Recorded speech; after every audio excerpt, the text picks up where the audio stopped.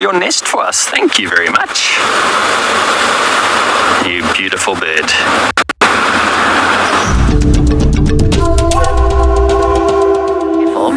They're two very tiny little bones, and they're hollow on the inside.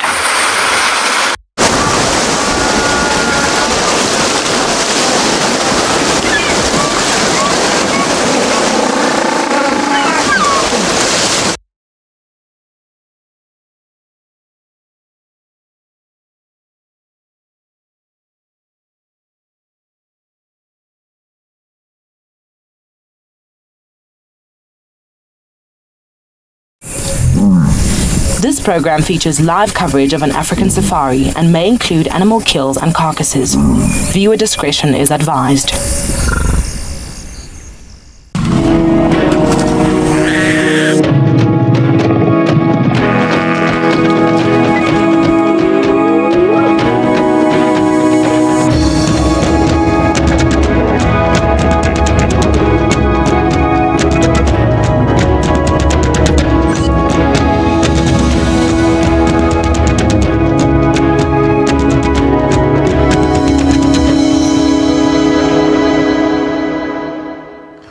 Good afternoon and welcome back.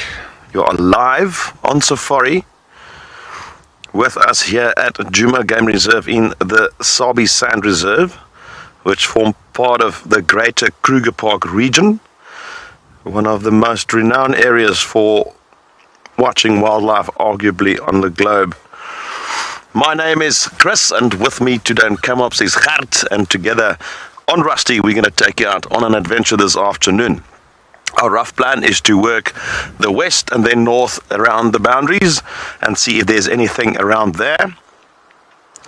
And Tessa will also be joining us out on Djuma, and later on JP will also join us at Pridelands, and Cedric will be manning the dam cam for us. Now, the weather system that was around this morning has dissipated, but there is definitely something brewing in the distance there. You can see very dark clouds there towards the southwest. Just a reminder that you can send us your questions as well as comments to #WildEarth on Twitter. Alternatively, go to the WildEarth website and head to the channel page where you can leave your questions or comments there. And then kids under the age of 18, you're welcome to also send us questions via email to kidsquestions@wildearth.tv, and also remind you to also just state your age there as well. It will help us to formulate the answer and tailor-made it to you.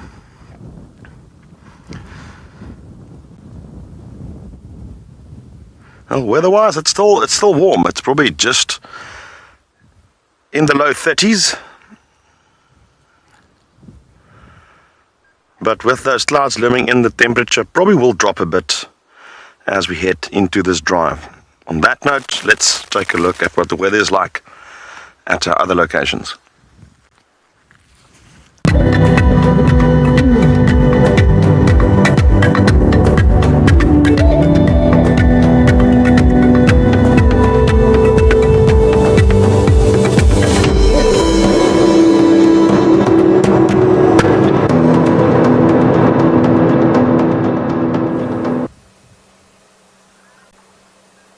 Good afternoon, everybody. It is so good to welcome you and, of course, be on a lovely sunset safari while the sun is out after all of the strange weather we had this morning. You can see there are still some clouds, and I have started my afternoon using that to my advantage, looking through the drainage lines. My name is Tess. I'm going to be your guide on safari here this afternoon. Behind the camera today is Morgan. And of course, we're ready for a whole lot of banter, a whole lot of fun, and hopefully Tlalamba and her cubs. So I've started here, my favorite junction, Nyala Road north-south, at the drainage line on Central Road. And like Chris is going to be going to the northwestern side and checking the boundaries, I'm going far east. I'm going to be checking Cheetah Cut Line to look for Tlalamba. Hopefully, she is coming back with her cubs. So this is one of the wider stretches of the drainage line, and it's one of the best places for us to start by listening and having a look at what might be around. Now I think I might lose signal in the middle of the drainage line, but before I even try and cross, I do want to have a little bit of a listen, just because we don't know what might be around. We've only just arrived. So while Morgan is scanning and panning with the camera, let's have a listen in case we can hear any interesting bird calls or alarm calls.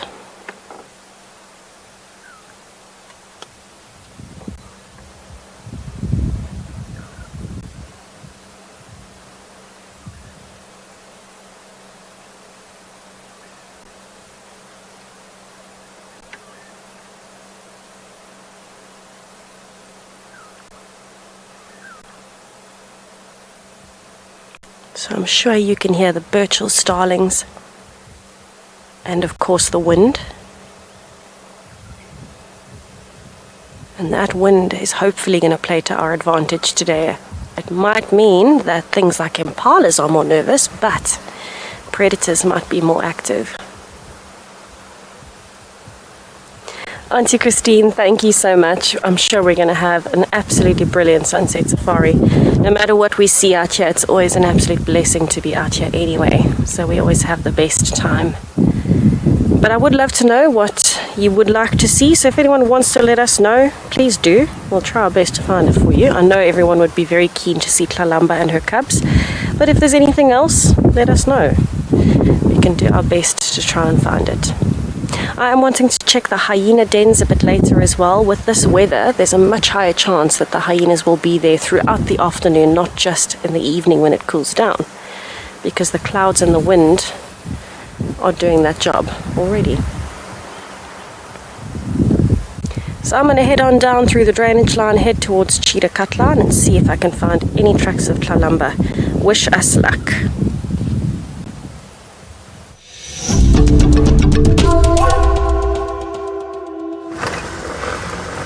I was just speaking to Gert here, and we both agree that this weather, in spite of being still warm, with this little bit of cloud cover, you might just find that the leopard will start moving a bit earlier, even lions, you know. So we are hoping that that will be the case and that we can use the weather to our advantage. Definitely a lot cooler now than it was, let's say, at lunchtime. So what we'll do, we'll just stay on our planned route and just keep an eye out for tracks. Remember, this morning there was a slight drizzle, so if we see any fresh tracks, we know it was during daytime. So when tracking, you have to use everything, the conditions, you know, the species, the time of the day, the time of the year, all those things. You know, it's almost like a recipe. It's like baking a cake. You can mix all the stuff together, but if you don't do it in the right way, you're going to have a flop.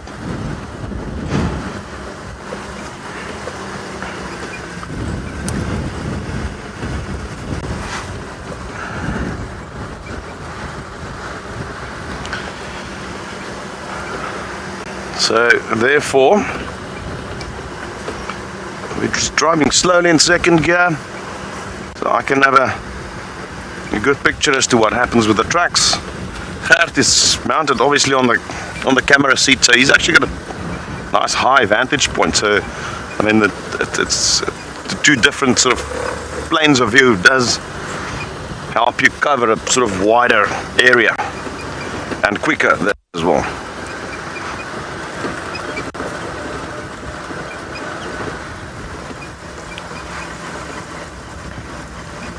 And so far nothing, but it's early on in the drive. But as soon as we've got something, we will be on it. I'm silently hoping that there's some lions around today.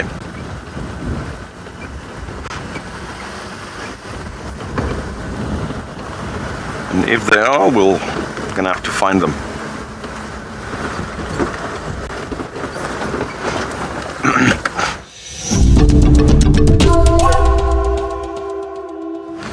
I was just saying to Gert that this is very good leopard weather in my opinion. And but when coming up, there's definitely a weather system bring.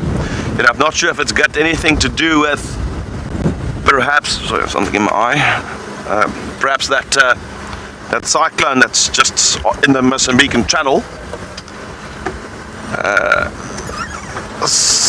Cyclone Gombe, as it's named, and it's sort of just touching the Mozambican coastline. Now it's very far from us, probably not going to have any direct impact on us, but it might bring in some moisture as an after effect, so it might bring some rain to us.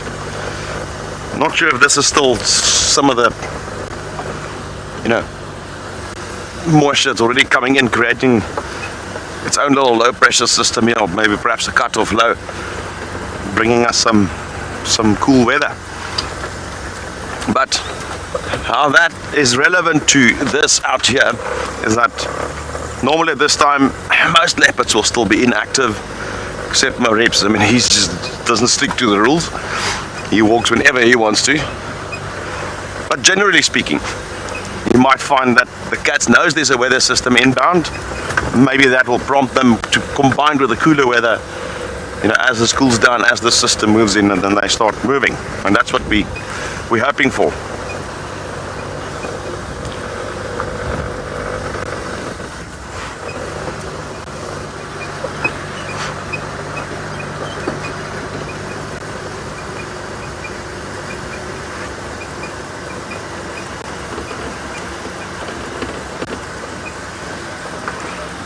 We're just slowly driving, looking for tracks. That's the best we can do. And stick to our initial plan. And then, if nothing comes from there, we'll probably head around further. Oh, there was a steenbok.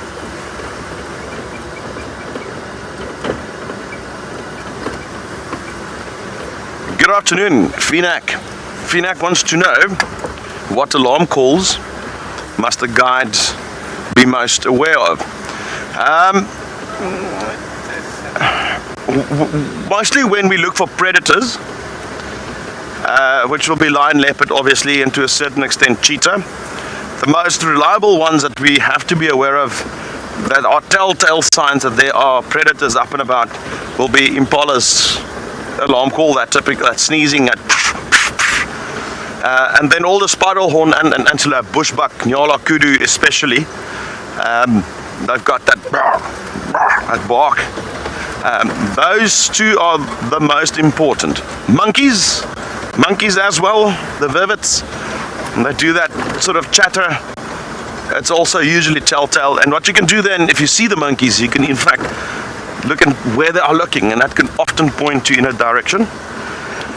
Baboons to a certain extent, but they don't seem to be that reliable, but they do alarm intensely.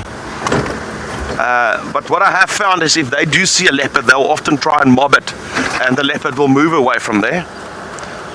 So while they might alarm the presence of a leopard, they often chases the leopard away, using numbers to their advantage.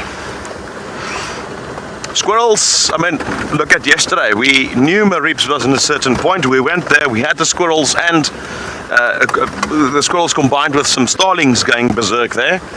And there were some prunias alarming there, little birds. There were cisticulars alarming.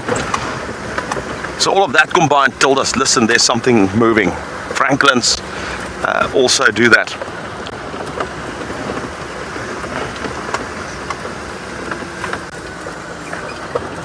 Well, let's find out what Tess is up to while we head further north. Speaking of leopard track, a leopard.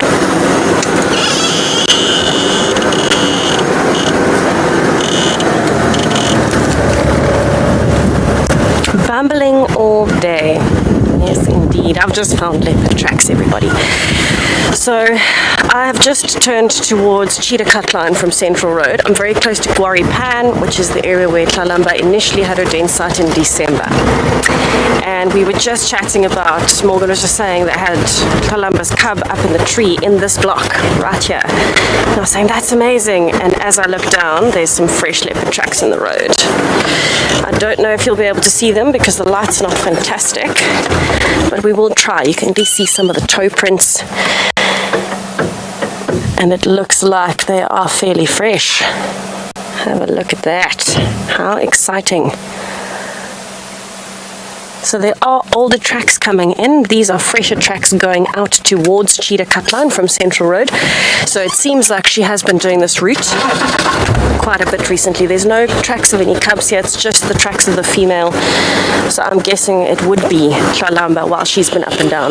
Now the theory from this morning, when we were chatting to some of the other guides, because she moved into Torchwood, was possibly she has a carcass. She might have gone to fetch the cubs and maybe coming back. That's what I'm hoping for, because if she's been walking up and down, it makes sense. But I am being hopeful always. But that's what I'm crossing fingers for, that she's gone to fetch them, and I think she might have gone up this way and she's been coming up and down, and she actually moved further south towards Mamba Road, Mamba Link. So I'm going to be doing Cheetah Cut Line from here to go and check. Crossing my fingers for that. But this area is one of my favorite areas to drive, purely because it's so different to everywhere else on Djuma. It's not as open, which means we don't see as many things like impalas, but we do see kudus. Kudus love this area, elephants as well, and of course very good for leopard activity. This is the same area where you might find maribs, tandi, langa shasha. I've even seen tsemba here. So I've had some pretty good luck in this area. I think it's going to be an amazing afternoon. This weather is definitely in our favor.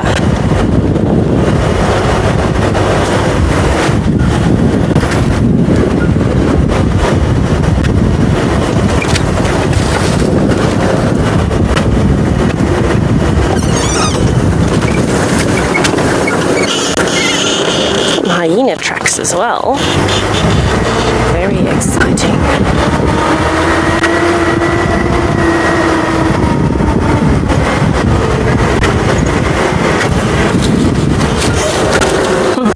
Bobby D, keeping safe while you're tracking an animal can be quite complicated, and that's because usually when you're tracking, for us, you see us tracking a lot in the vehicles, but when we are on foot, that's when it becomes much more difficult to stay safe, so you have to be a lot more aware.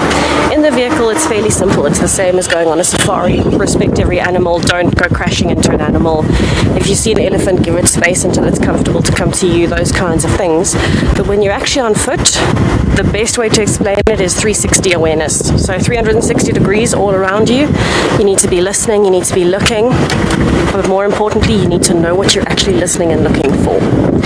So you're not just going to walk straight through the middle of an open area, because that means every animal that's around will be able to see you long before you see it, and that can be a massive disadvantage. So you're going to use cover wisely, but while you're walking, you're not just looking at the ground. You need to be looking up, scanning the brush, listening for breaking twigs, oxpeckers, growls, anything like that, anything that would indicate there's an animal around.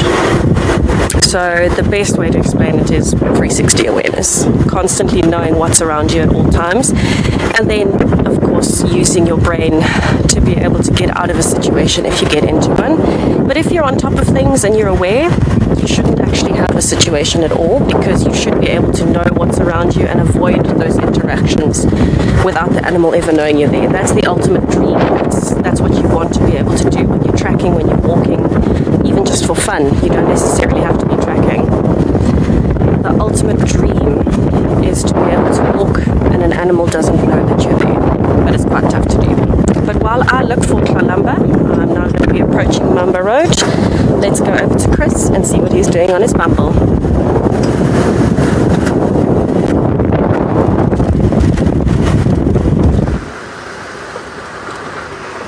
So far, no real tracks yet.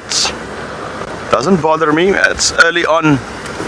We've got a long route planned to look for tracks. So we'll just enjoy it, you know.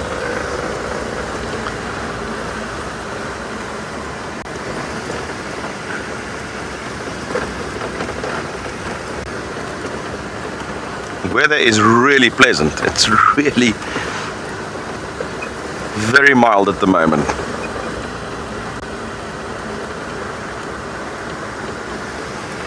Hello there, animal lover. And interesting question there. Does Darkmane still patrol his territory? I'm gonna be dead honest with you. We haven't seen Darkmane for quite some time. The last reports we had, that he was moved into Londolozi. So we haven't seen him patrol this northern part of his territory. And as far as I understand, that could be very much south of his normal territory. So we are not sure whether he is actually still alive or whether he's moving further south. We just don't have that confirmed data. It'd be nice to if we can try and find out from some of those southern lodges if he's been seen there. But I have not received any further reports other than the last time he was seen was around Londolozi, which is far south of us. So it's, we don't know. We don't know. Look, it might sound a bit insensitive, but that's by no means my aim. Is that all these male lion coalitions, at some stage their rule come to an end. They cannot rule indefinitely. They have to at one stage be replaced. Once they've sired a whole bunch of cubs, it's nature's system to replace them, and that means they have to be removed by force from younger males, or eventually they'll expire. They don't live forever. And see it in that way, that if something would have happened to him, it now leaves this area vacant to a large degree, and that will bring in new genetics, and that will strengthen the genetic integrity of the actual species, lions. That's what we want. We want to see lions in the next 100 years. We don't want lions 100 years from now to have 3 tails and stuff like that because of deformities, you know. The genetics need to be replenished every now and then.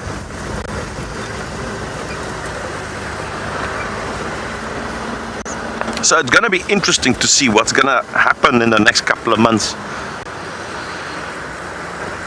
Are we going to see some new young males coming in? Perhaps. Are we going to see him return? Possibly. We just don't know.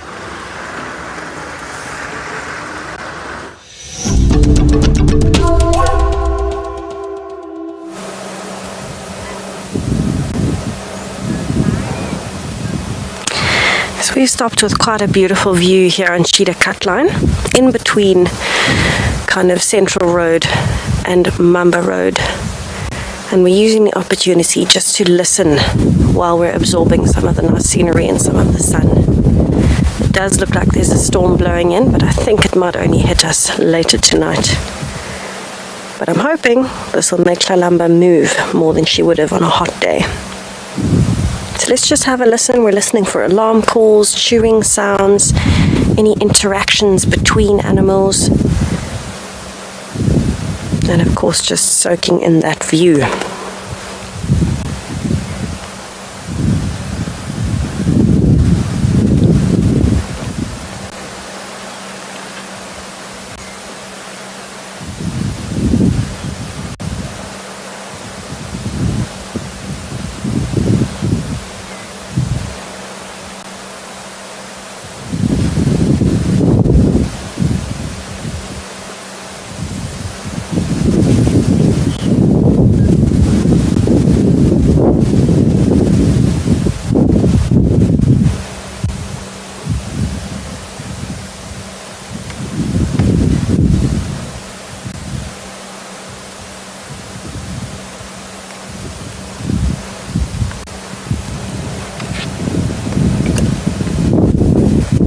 I'm particularly fond of the cloud formations on a day like today.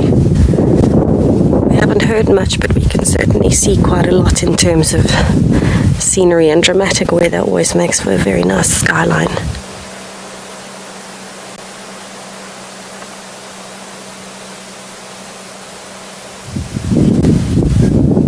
I haven't really even heard many birds calling, so I think it is going to be due to the wind, and it's going to be a little bit tough for us to hear alarm calling today, but we're going to try anyway. We'll try our hardest, and I'll loop all the way back up Drakensberg Road just to see if we can find any tracks crossing in.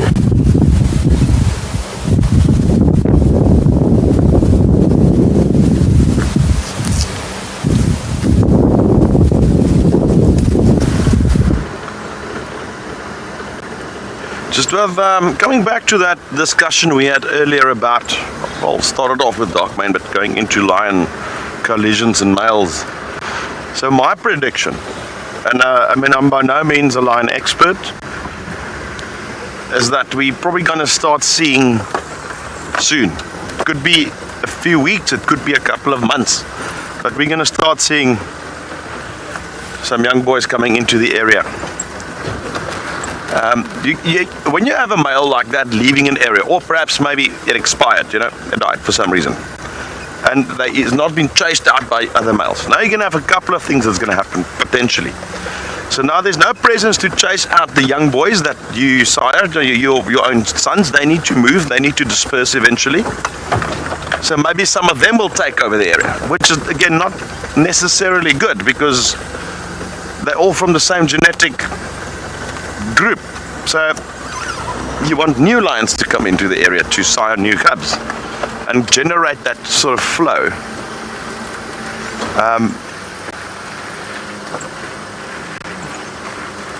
And so that's one possible outcome. And then the other thing is, you might have young males coming in, but these other young males that are currently here with the two prides might still chase those away, which you sit with the same scenario again.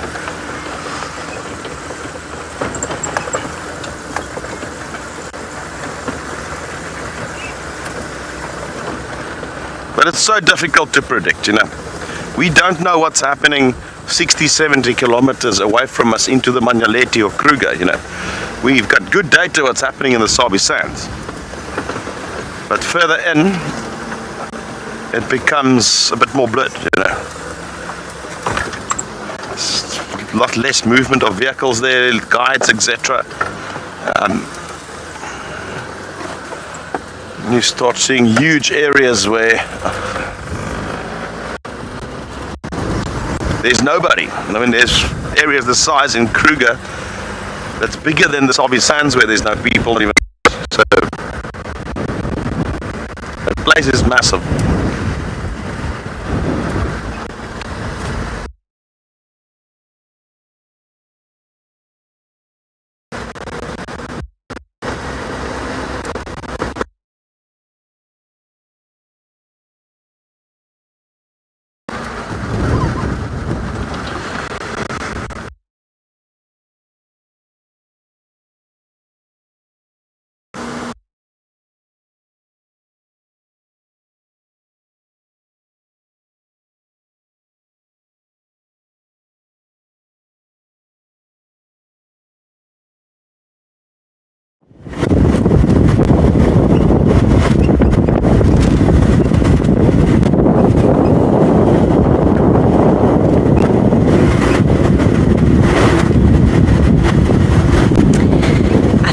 We might be having some technical difficulties, but that's okay. It'll be fixed very soon, I'm sure.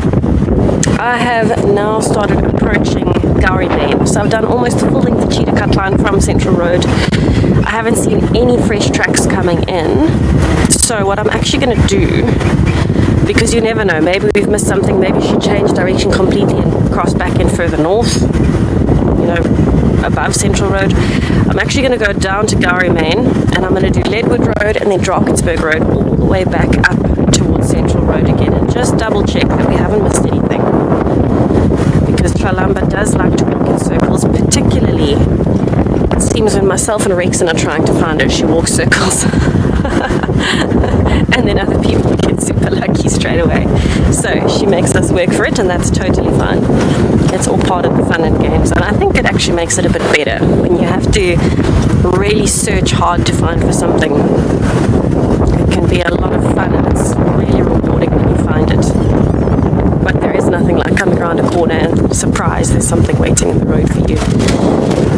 I have just seen an older leopard track crossing the road, but possibly from maybe the day before yesterday even. So I can see from the wind and the little bit of rain we had today, the tracks are quite mottled, if I can call it that. The outline is not clear anymore.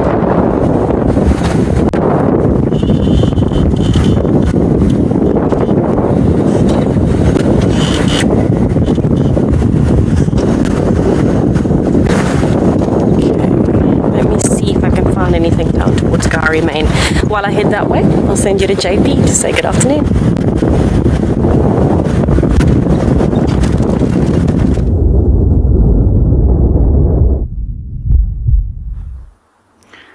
Good afternoon and welcome to everyone. We're currently at Eco Training Pridelands and we're live at Leopard Dam. And so far we've managed to find a woodland kingfisher after we spent quite a bit of time tracking down on an elephant. Our elephant was heading straight towards this dam, but it seems as if he's somewhere still in the drainage line where we can't see him, as there's no signs of tracks that are actually coming out towards the water. We're going to spend a little bit more time here hoping that he is going to pop out, but in the meanwhile we're just going to enjoy the sighting of our woodland kingfisher. I guess that they'll probably be here for another 2 weeks or so before that they are going to disappear. So my name is JP LaRue, and behind the camera we've got Johan. So if you ever wondered where they do go, they actually go all the way back to Senegal. So they do have quite a lengthy flight in terms of the distances that they do cover. And what this enables them is to actually enjoy 2 summers within a year. And this in that way they actually maximize the amount of food availability that they can actually have, as well as the amount of nesting opportunities that they have.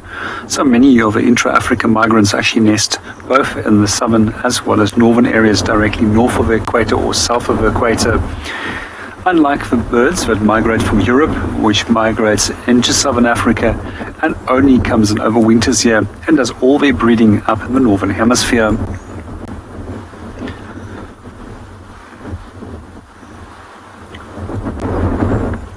One of the things that we do find which actually pushes birds to start migrating is actually to the lack of insects that is around in the area. And one of those triggers that will also force them to migrate is actually the shortening of day length. Good afternoon, Megan, and welcome to the show. Yes, they are stunning. If I have to look at kingfishers and I have to think of my favorite kingfishers, woodland kingfisher as well as the grey-headed kingfisher is probably some of my favorite of the 2 kingfishers we found in South Africa when it comes to their beautiful colors. However, a malachite kingfisher is also still stunning. So if you ever wondered what birds use to actually migrate, there's a number of different things that they can use. They can actually use polarized light to orientate themselves. They can also use the Earth's magnetic field to orientate themselves. We also find that birds can look at large-scale land masses and use it for orientation. For example, a major rift valley, for example. We also then find that as they close in on the last part of their migration, that they can even use smell to identify familiar places.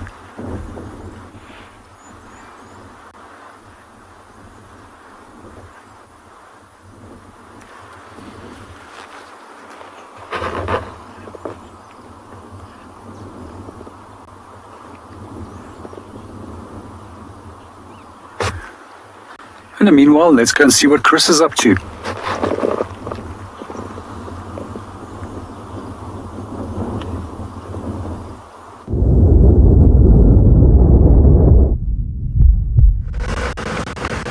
Right, everybody, I just want to investigate something here, because 2 game drive vehicles, they don't have people with them. They actually bypassed me on the road and they stopped and looked at something there. Maybe, I don't know. Okay, they're calling us. We're going to move a little bit quicker.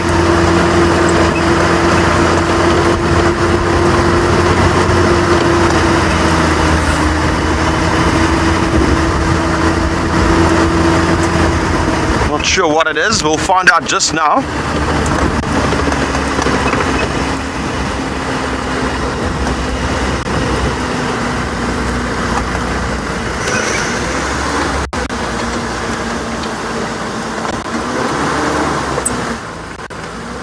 Let's see, I can't see anything here. Downfall. What Ingwe? Okay, cool. Sounds like it's a leopard. Sounds like it's a leopard, but it's just on Buffelshoek's side. And I can't see it.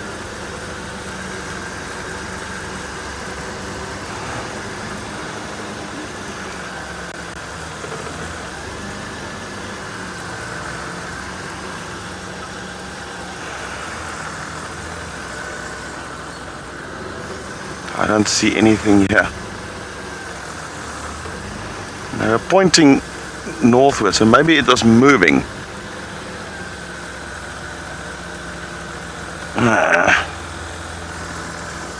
Let's just go back a bit again. We're past where they were standing up on their cars.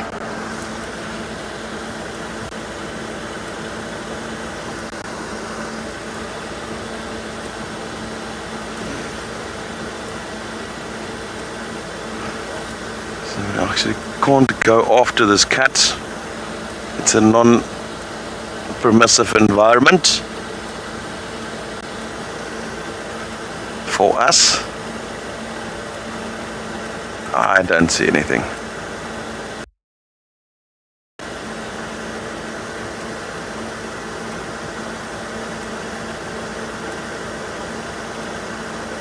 No. And they were stopped right there by that branch, and then they pointed this way.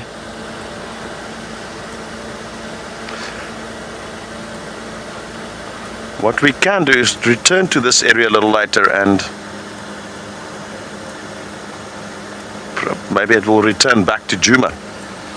Maybe it's possibly Tabangumi. You can see the tracks, and that's a female's tracks.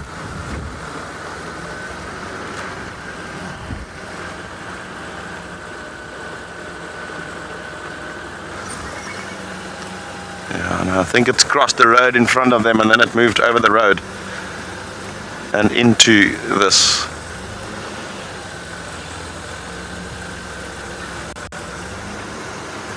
Alright, so I think this is probably some area to return to. Maybe the animal will move back.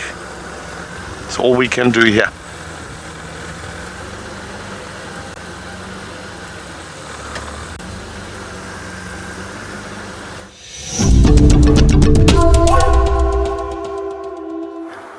Good afternoon and welcome back to Eco Training Pridelands. At the moment we were sitting at the dam watching a number of impala that's been chased around by a ram. And this time over here we can see that the rutting season is slowly starting to kick in. However, it will only start reaching its full potential over the months of April and May. For those of you that aren't familiar with the rutting season for impala, it's basically accompanied by a lot of raucous sounds as male impalas will chase females into their herds and chase males out of their territories. The territories that they do set up is actually very short-lived, and it's generally some 8 days to 2 weeks that they will maintain these territories before they lose them to stronger, fitter males. And the reason why they actually fatigue is because they don't actually have time to go and drink and eat while they are ratting. And if you do leave your territory, somebody else might take it over for you for that period of time. And it's generally by the dark phase of the moon in May month that we see that the ratting season will come to an end. And roughly some 6.5 months, 7 months later, we'll see loads of little impala lambs. Both the rut as well as the lambing season for impala is one of my highlights. In South Africa, we only see a single ratting season and a single lambing season. However, if you do go to East Africa, they actually have 2 different breeding seasons throughout the year. One of the things that we just did notice over there is our impala's now moved off as a juvenile woodland kingfisher. It was hatched a few months ago, and you can still see that he's got much duller plumage compared to that of the adults. In the next 2 to 3 weeks, they will also disappear on their journey back to Senegal, where they will then overwinter before that they return back to South Africa roughly at the end of November.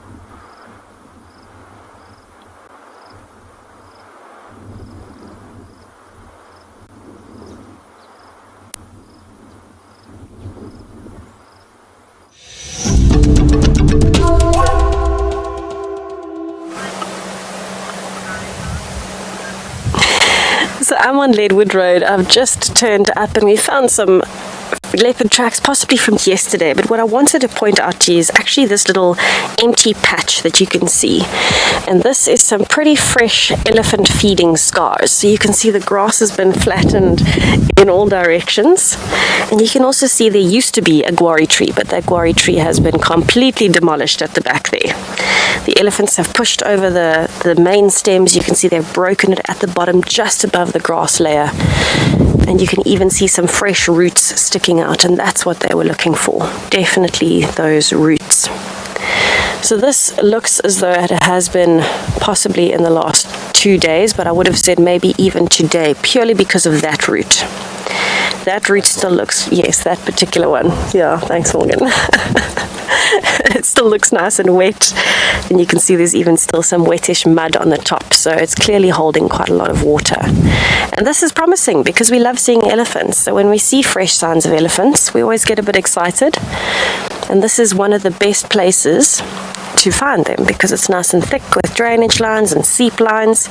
And of course this is also an advantage for other animals, including things like leopards, because now the grass is nice and soft, the ground is exposed, the sand is much softer than the road and the thorns on the grass. So you might even find leopards resting in a place like this, cubs playing. And so this is the kind of thing we look for. It might not necessarily form an obvious link in the mind that elephants mean, oh thank you Morgan, but that elephants mean leopards, but it definitely could. And so that's actually why I wanted to stop and show it to you. But I'm going to carry on now that I have shown you some elephant feeding scars and some fresh roots dug up. It's always interesting because it can look so destructive, and yet it's actually really useful for a lot of things, and that turnover of the soil also helps it get more fertilized. So it's a lot of fun. Oh, Morgan. We're in for a very fun afternoon, just so you know. So what I'm looking for? Oh, the camera just fell over. You see, it's going to be a fun afternoon. Things are beautiful. It's a lot of fun when these things happen. The magic.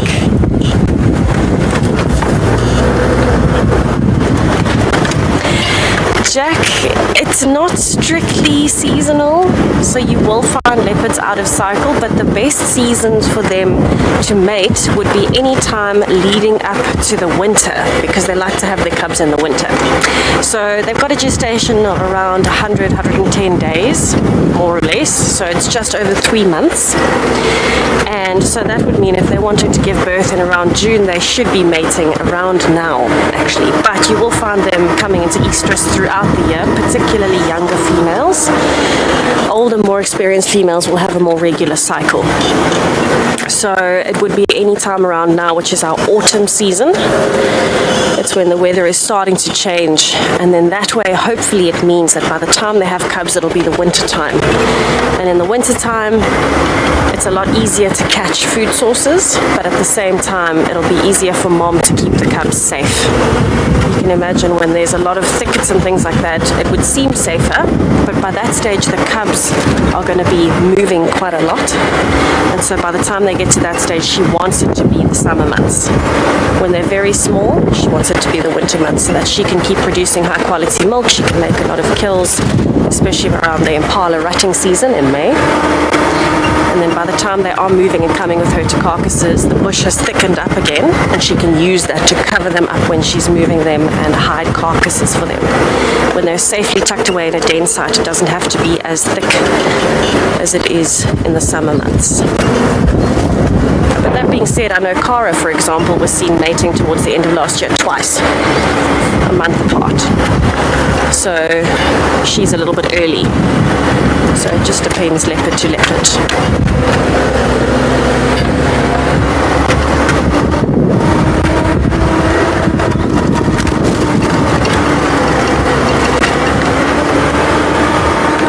I'm about to turn onto Drakensberg Road. I've not seen any more leopard tracks here. But this is now approaching the area where she crossed out this morning. Jackson, I'm glad that you find it interesting. I certainly love it. So when I start talking, it becomes a bit of a problem because sometimes I don't stop. And I know Morgan would be laughing at that now too, because it's very true. But there's so many fascinating things, and the nicest part of the job is that it doesn't feel like a job. It doesn't feel like work because you're constantly interested, you're learning something new every day, you're seeing something new every single day, something you haven't seen before, something you haven't noticed before, being asked questions that you haven't even thought existed before, because everyone sees it so differently, and it's magical. It really is. It keeps me on my toes constantly, and that's good for me because I get bored very quickly in normal everyday life. I can't cope very long without being in the bush. By the time I got to the end of my holiday now, before I came back the last week, I was starting to go a little bit, I was getting impatient. I was starting to get a bit ratty almost, because I like the routine of being in the bush. I like the unpredictability of what we find out here, but it's that weird mix of a perfect routine of we know what we're doing when, but you have no idea what every day is going to hold. And somehow it is the perfect balance. And of course I get to work with clowns like Morgan. Definitely keeps me on my toes every day. Morgan. You know what memory we were chatting about like 2 days ago? It was Morgan and Maribs in their own marimba band. I remember that. And Tristan on the triangle. Yes, I even remember seeing the drawing. There was a beautiful drawing of that. Oh, I'd love to see that happening.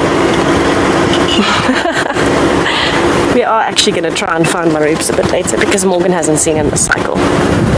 So we're going to be doing a few loops. Very typical of me. If I don't find any fresh tracks in an area, I'm not going to overstress anything that is there because then it clearly doesn't want to be found. So I'll move to a different area. I don't ever focus too much on one thing because then I think it kind of pulls away from everything else. It's always worth trying, but not worth pushing.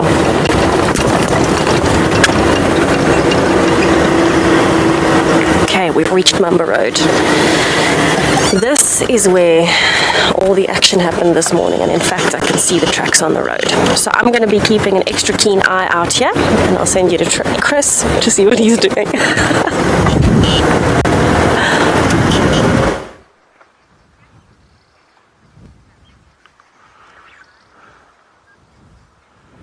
Right, we've just stopped at Buffelshoek Dam, just scanning the area. It's cooled down quite a bit now, so it's not that hot, so I'm not expecting too much at the waterholes currently, but always worth a check.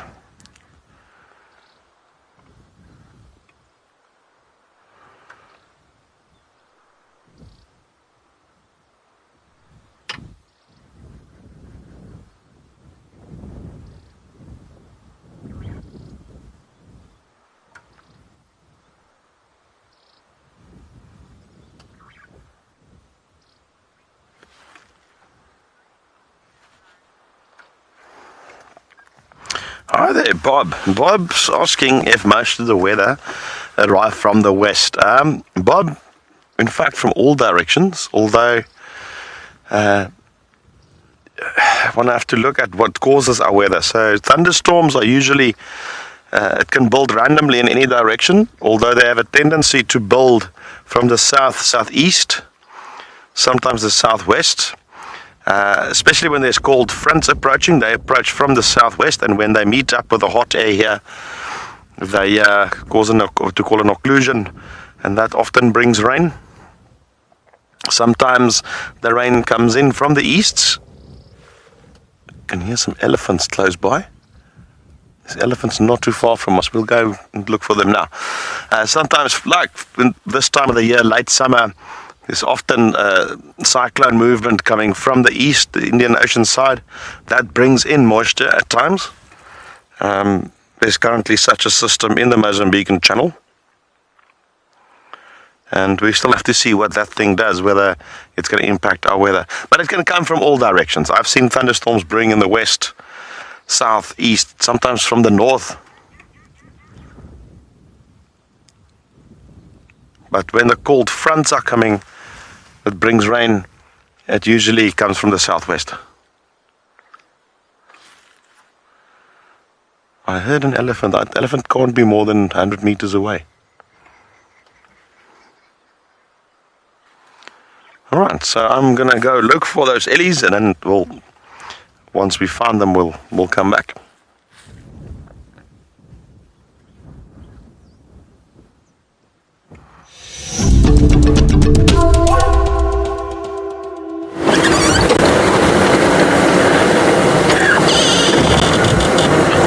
I've just spotted a bird. A beautiful lilac-breasted roller in perfect light, and Morgan is going to frame it up for you. What color?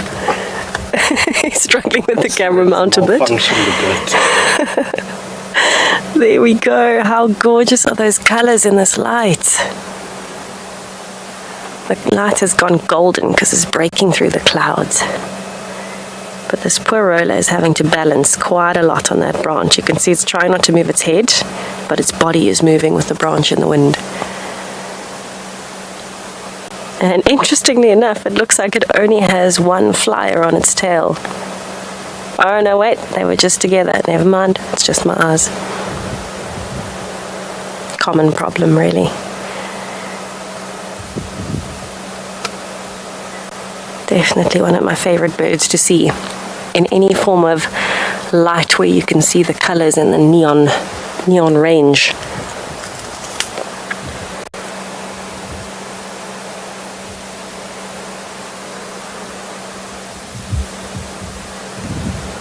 So it's busy hawking at the moment. It's looking for insects. And it's very high up. It's literally on the topmost branch of this tree. And it's a dead tree. It's a dead marula that was ring-barked by elephants. Very high up. Have a look at that. So I think it might be looking for drones instead of insects up there. It's so high. But I suppose it is a good vantage point if it wants to swoop down very quickly. Insects won't even know what's hit them if it's that high up in the tree and is just all of a sudden on top of them on the ground. But it is right next to the road, and that's a very smart decision because insects will be in the open when they cross the road, particularly beetles, which rollers are very fond of.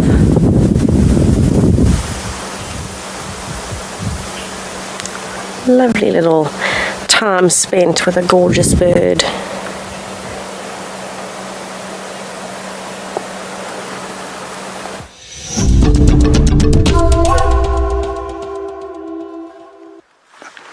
Yeah, so like I said, those elephants were less than 100 meters from us. We heard them. And we are literally 100 meters west of Buffelshoek Dam.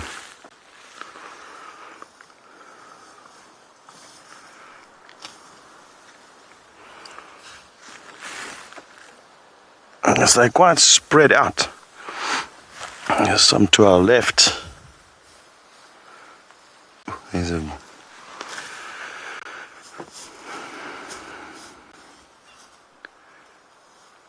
amazing how they changed their diet in the last 3 weeks. 3 weeks ago, it was literally moving from marula tree to marula tree and just consuming. You can see the elephant dung is just literally this little bit of grass and just marulas. Now they're back to grazing. And soon as the quality of the grass starts deteriorating, they'll probably start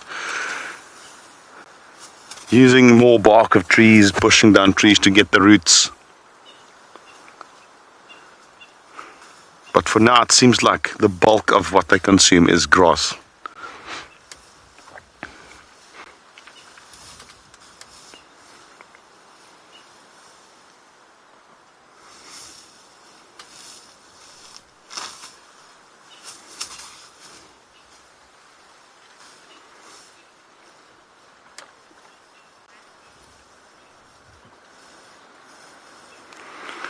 Well, let's head over to JP to see what's happening at Pridelands.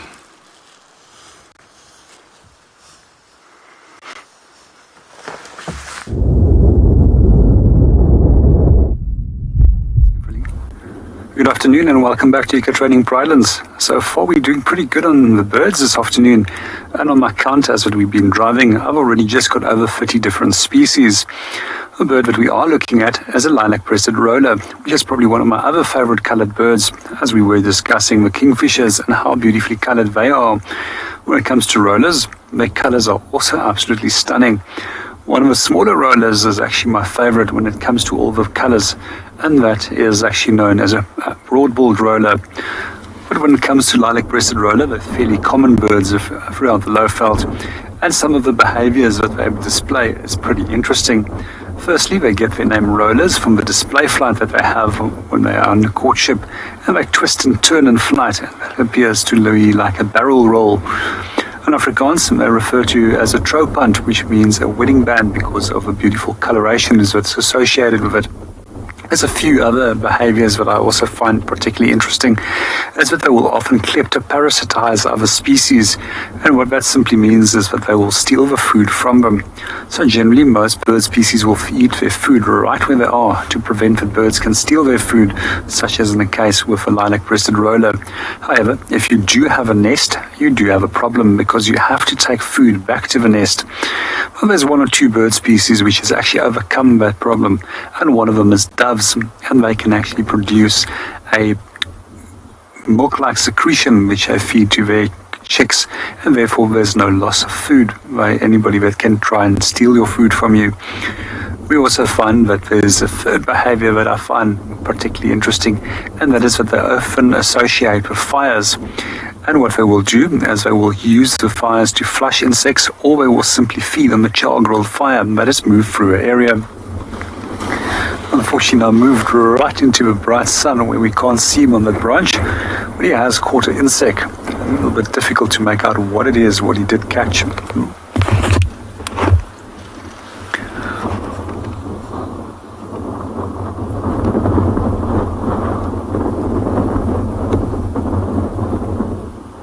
actually looks like a tiny little snake that he's got hold of. And we can just see the shiny scales of something that's been busy swallowed down now, which is disappearing very quickly. However, it's in the bright light, and I don't think we're going to get the camera on that.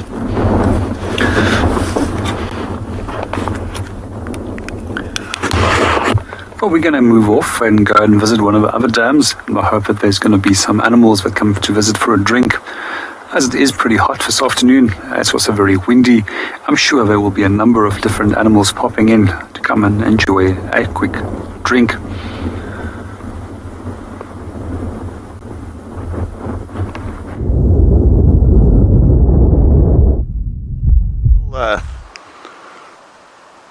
Just grazing around at the moment, no intense activity at all. A bit of sun coming through now the temperatures rise a degree or two again. You can see that from the flapping of the ears, just trying to cool themselves down a bit.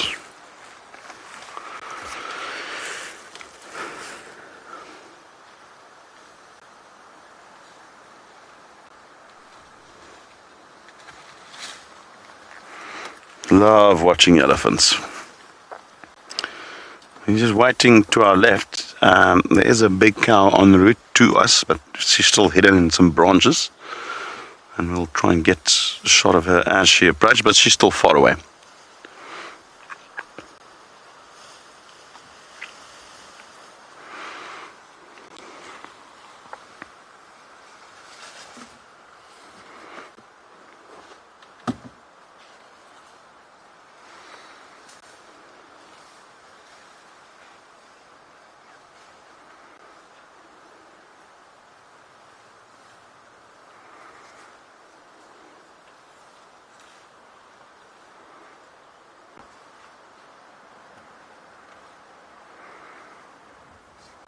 can just hear that wind, eh?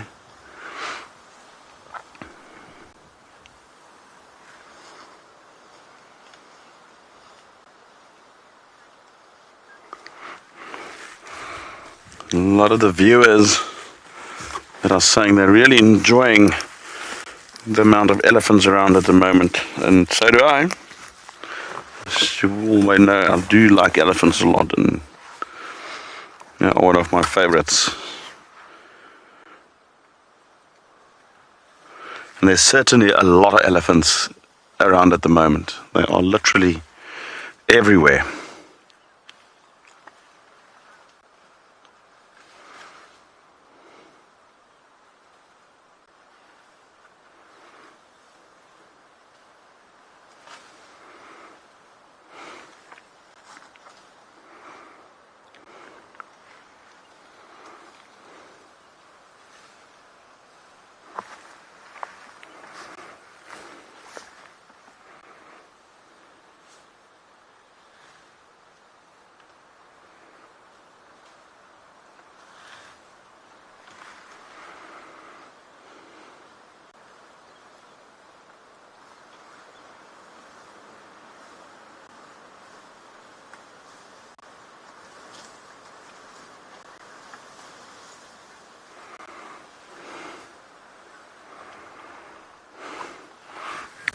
Hi Jeremy, who says, what a great show. And Jeremy also wants to know, how old are the calves? Jeremy, I'm sure you're referring to the one we had on the screen just now, which is it's already a bit of a toddler, so it's not a baby. Probably place him in the region of about probably just over 2 years, perhaps even slightly older than that. When it comes out again, I'll take a look at him again. And now it's sometimes difficult if they stand alone and you see them on screen to determine their height. And obviously I'm here, in person, so it's difficult to have a reference point, you know what I mean? If you don't have another elephant next to it.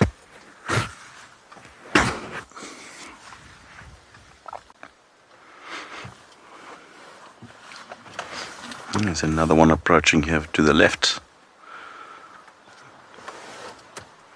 Another young one. That would be about an 7, 8-year-old. Maybe slightly younger.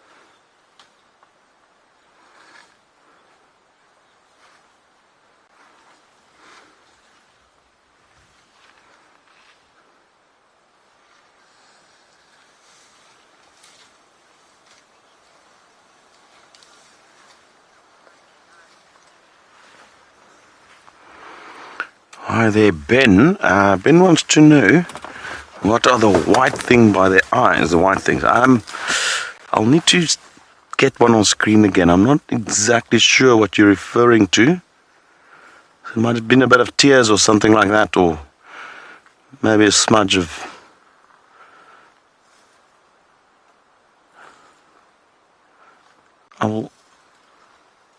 It might actually be the tear bud as well.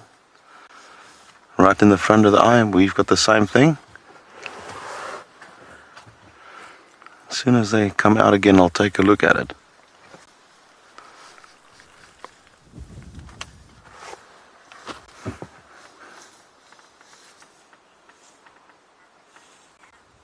Well, let's go over to JP while we wait for our elephants and see what's happening at his dam.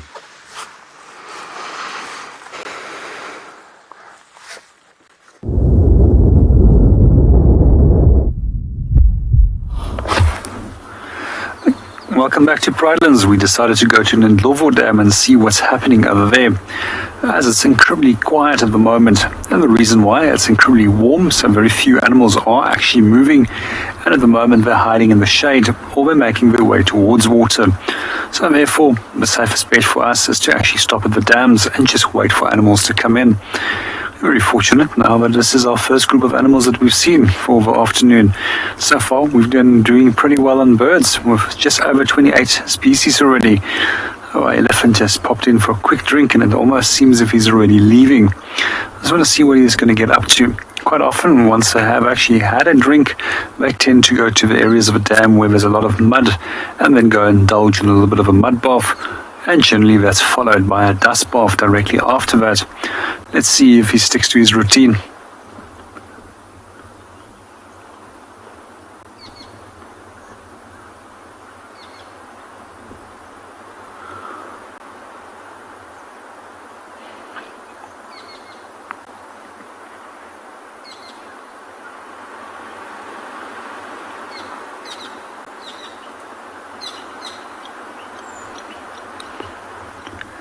Good afternoon, Zuma. Welcome to the show. And elephants never fail to actually entertain.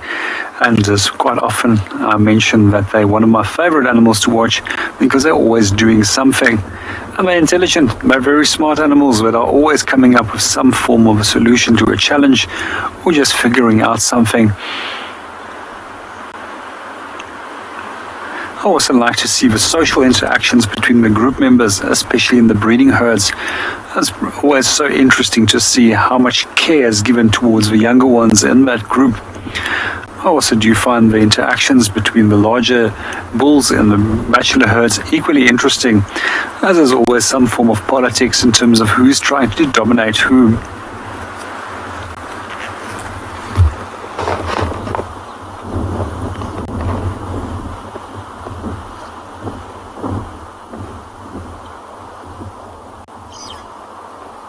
So far he's living up to his routine of actually now loosening up some more mud and starting to spray some mud underneath his belly.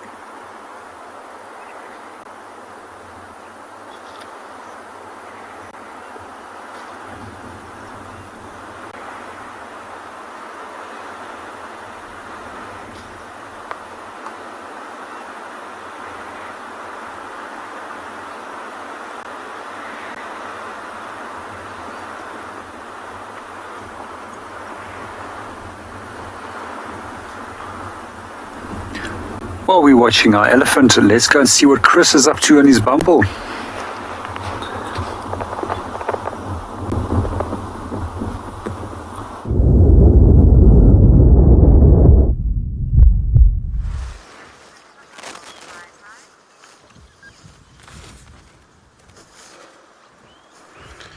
Okay, this is a different herd. We've actually left that other herd, and it could be part of the same herd that's just separated, but they probably are somewhat related. But I can hear more elephants even further, so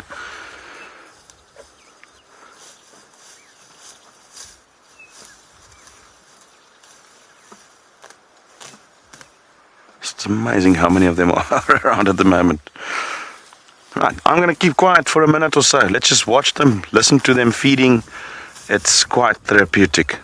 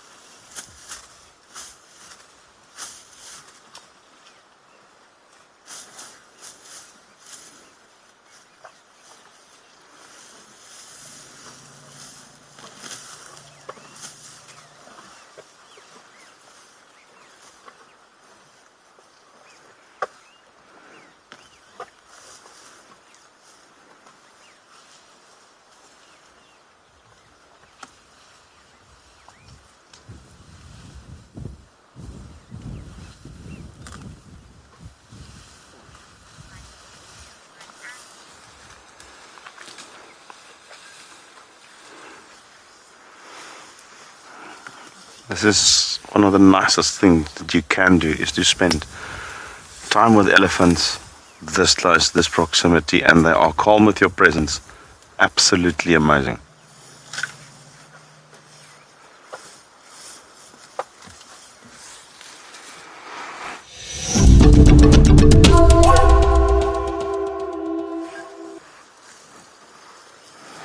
I've said it a number of times before. The nicest thing that you can do is to sit around close to elephants and just watch them feed.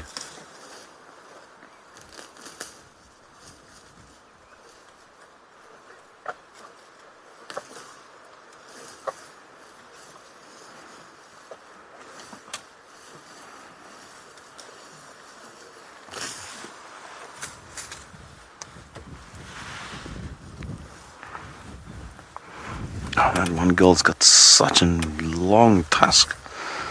You can clearly see there that the one tusk is way longer than the other one. The elephants, like us, are either left or right-sided, so often you will see that the one tusk wears down more than the other one. They will have a preference for the one side.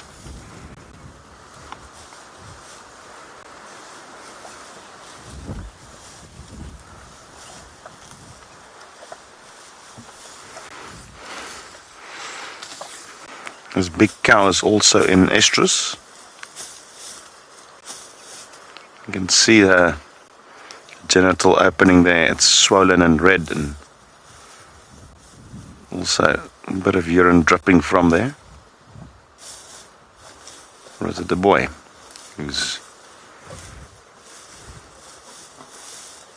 Yeah, it's a mama.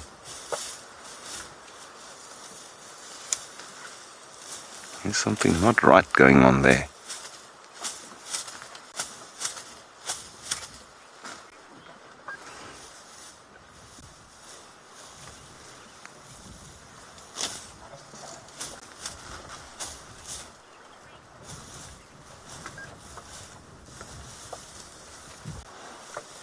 All good.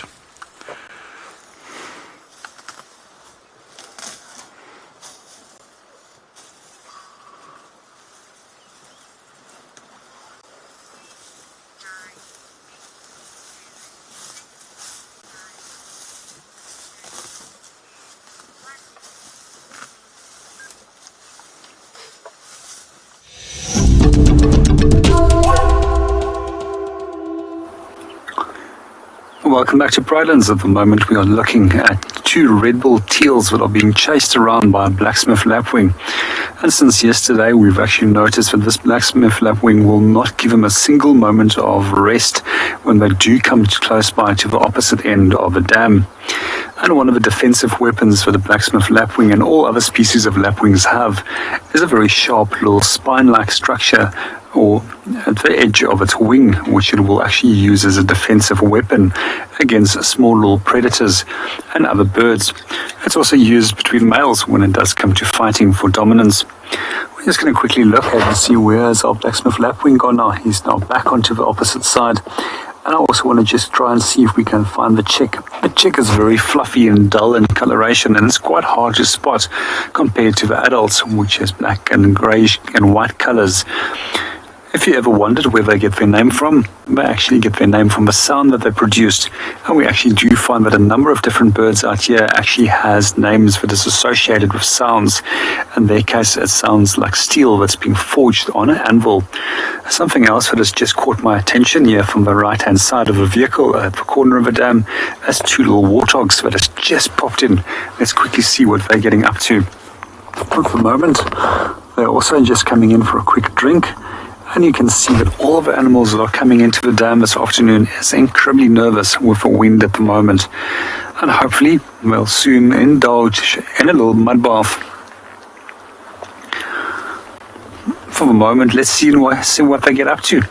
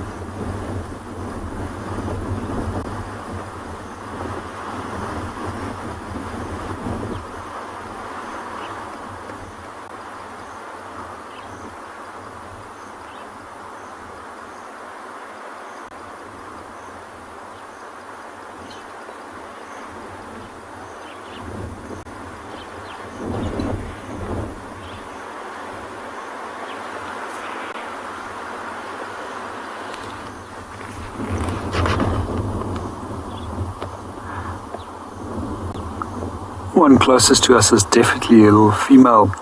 If you do notice, for males, they actually have an incredibly large set of warts underneath the eyes, which is sometimes up to 12 centimeters in length, and those are there to protect the eyes against tusks when they are fighting. However, when it does come to females, they don't fight with one another.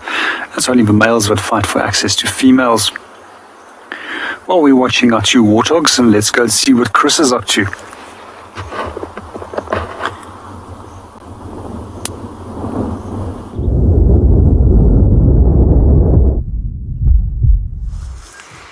Well, JP seem to enjoy the warthogs there, and we're still with that herd of Ellies. They are now, there's one cow that's 2 meters from me, and happily grazing on, which is a sign that, I'm just going to move out of the shot there a little bit, which is a sign that it's perfectly happy with our presence.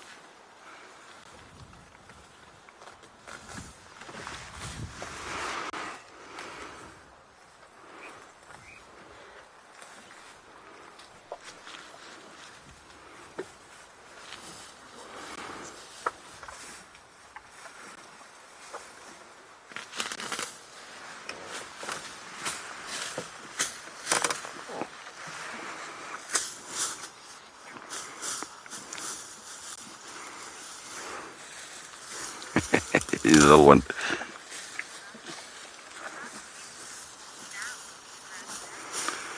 Rasta, welcome aboard this live safari.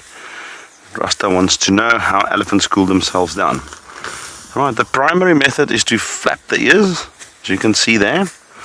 Now those ears are lined with a whole bunch of network of arteries and veins that are relatively superficial. And so when they flap the ears like that, they firstly create some airflow over the body, but also the blood in that ears basically cools down. There's a heat exchange with the air, and then that circulates through the body. They also swim, so they will physically go into water. They'll also go to mud wallows and splash cool mud over them. So that's how they regulate it.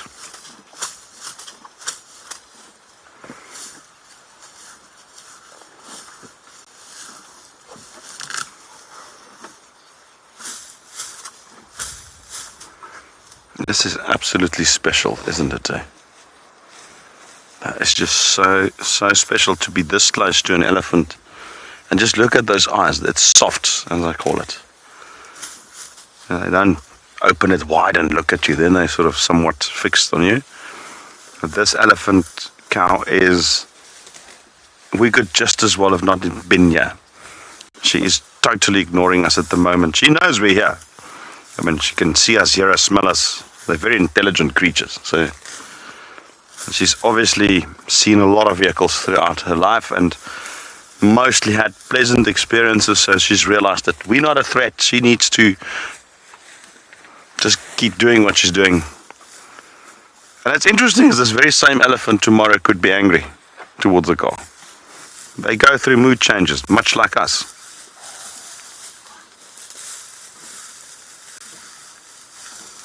In fact, I do get the feeling sometimes they are inquisitive. They actually, I mean, she's looked at me now.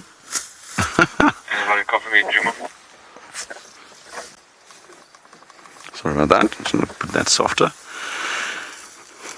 They sometimes even want to come and investigate what you're doing, and I think that's what she is doing. She's slowly grazing towards us, but she also wants to come and take a look at us. It makes you sometimes think, who's actually being watched? Maybe they get some entertainment out of listening to us and watching us. They obviously don't understand a word I'm saying.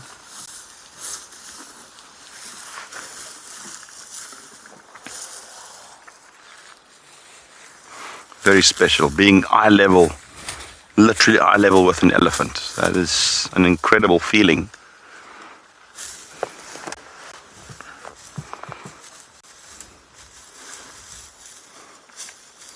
You can see every little crack on the skin, the cracks in the tusks. Even tears in their eyes, which they're not crying, it's just cleaning the eye. Absolutely special stuff. Well, we'll probably sit with them for another segment or two, but let's head over to Tess to see what she's up to in the meantime.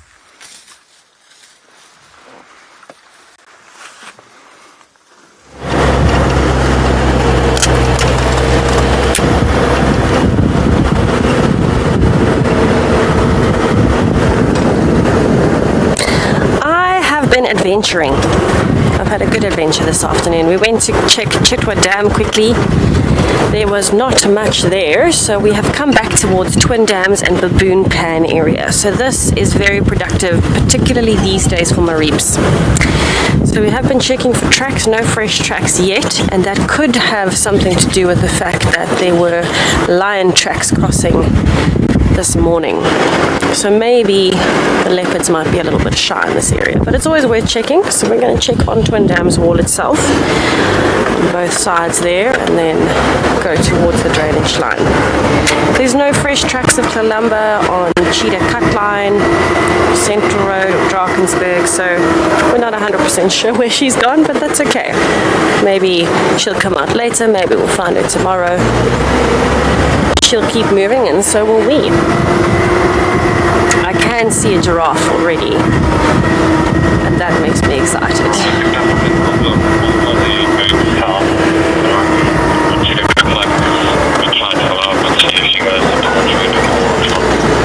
Cool.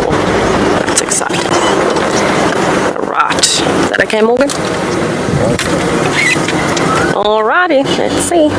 I've got impalas and a giraffe at the dam, and some birds. If we go any further forward, that giraffe is going to be behind a tree. Copy that, thank you.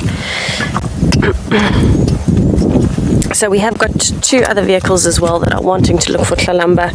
One of them is coming from the north, one from the south. So with three of us working, we might be able to find her, although I'm not actively in the area anymore. I'm still interested. But have a look at that gorgeous giraffe. I think it might be my first time ever seeing a giraffe at Twin Dams.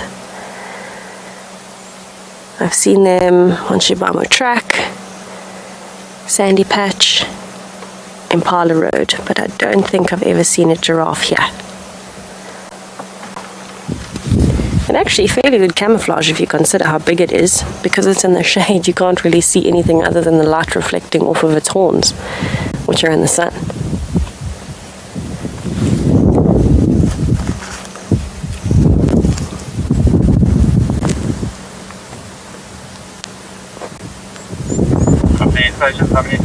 So it looks as though it might be a young male, definitely not an adult yet.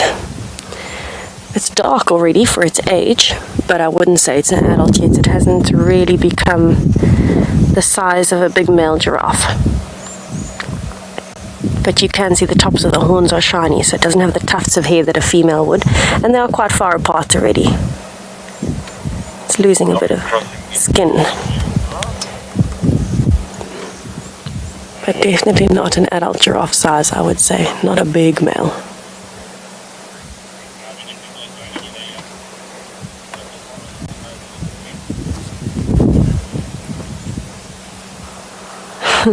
Shaking its head off. So there have been some birds flying around, and I'm sure flies as well in the heat. So this giraffe is going to be struggling a bit with ticks and flies trying to get at its ears and its eyes. But I'm going to stick around for a little bit longer and just see what else comes down to the dam. And I'll send you over to Chris with his elephants.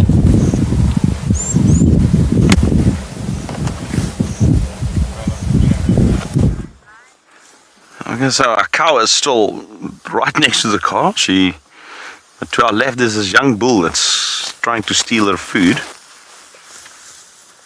And he's just moving off now.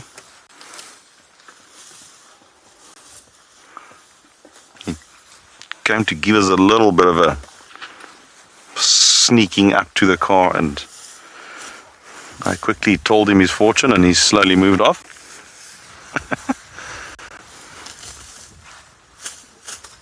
Who needs leopards when you have this?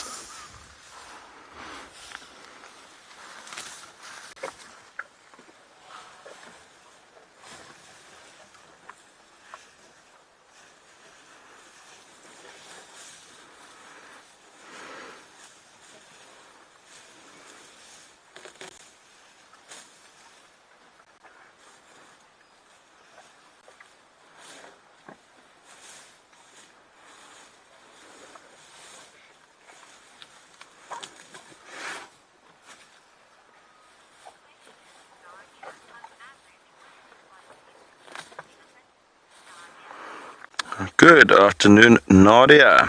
Nadia wants to know what on average is the body temperature of an elephant. Nadia, it will be very similar to ours, about 37, 38 degrees. It's usually most medium and large mammals that it will be the case.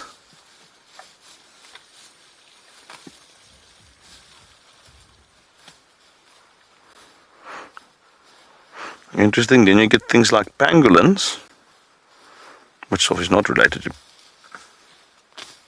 to them at all. The pangolins is a mammal, but they run on about 33, 34 degrees, much lower, which in our case would be hypothermia, you know. We'll be sick if our body goes that low. But yeah, so I said 36, 37, 38. So you could probably, with elephants, go from about 35 to 38 in that range. You find during the colder periods, you know, if it goes below 35, they go hypothermic. But yeah, so 36 to 38 is basically the range. So 38 and above would be considered feverish for them.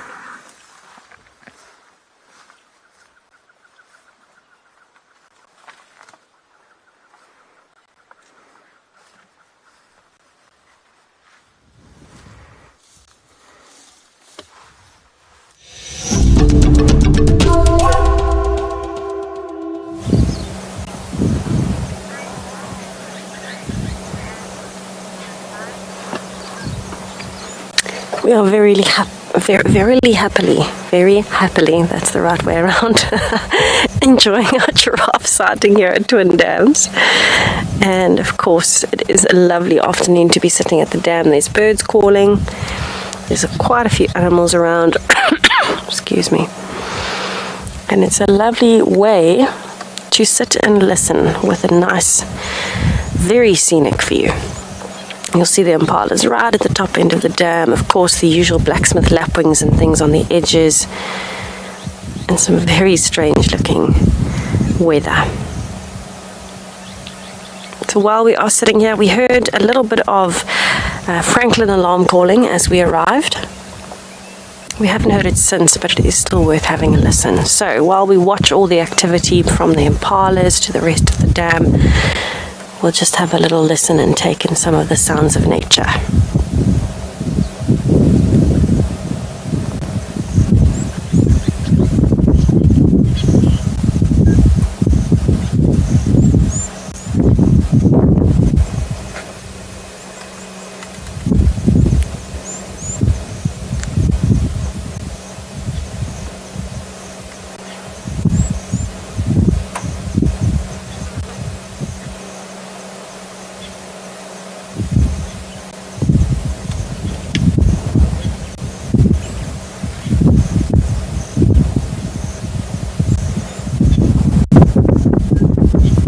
That one cloud right at the top end of the dam almost looks like a tornado shape. An upside down cone. Very unusual. But I do love the scenery here. This is one of my favorite spots to come and sit because it's so busy with the drainage line, the little twin pans, the dam, and of course the hyena den close by. It can be very productive even in the hottest time of the afternoon. But luckily, the wind today has really helped.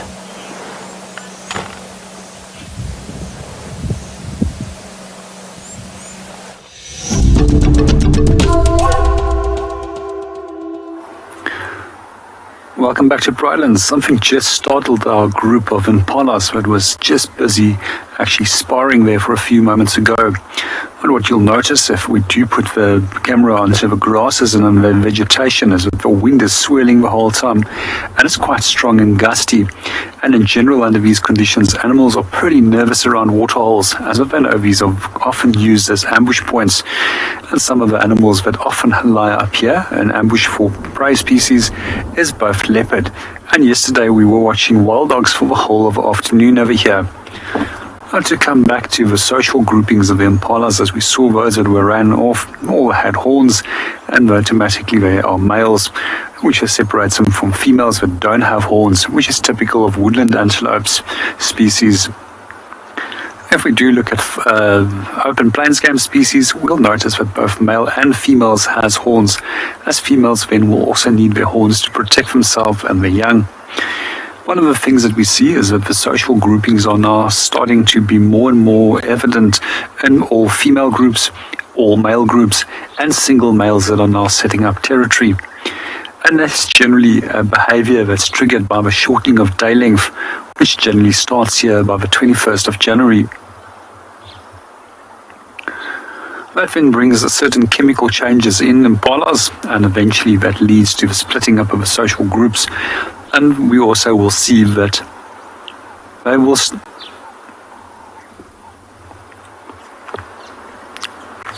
So what we will see from here is that the males will start, then the individual males that has territories will then herd the females into their territories and try and mate with them. We generally find that the most of the mating starts taking place from April into May, and sometimes as into June as well. The latest I've actually seen them actually still rutting is in July, roughly in the first week of July. Then from there, it generally tends to stop. We also see that most of the females get impregnated at the same time, and this will lead that most of the births all take place at the same time.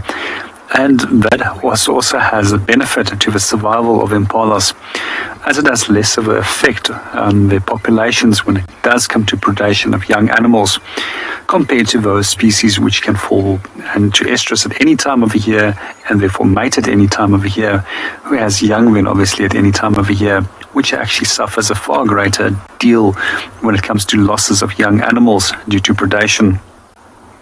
If it does come to predation for young impala lambs, we actually quite often see that even baboons and jackals are often the ones that take those young lambs. And it's not uncommon to see a baboon tearing a young impala lamb in half and then consuming it. I've even seen them doing that to hares. We also will often notice that vultures will sit close by to impalas at that time of the year, and what they're after is the afterbirth. Throughout my guiding career, it's only been twice that I've actually been fortunate to see an impala actually giving a live birth. It's actually fascinating to see how the young little animal hits the ground and then is nurtured onto its feet.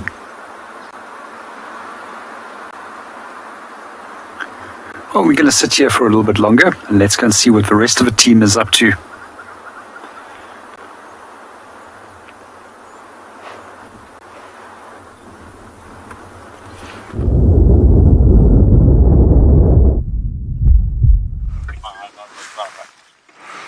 Now look at this.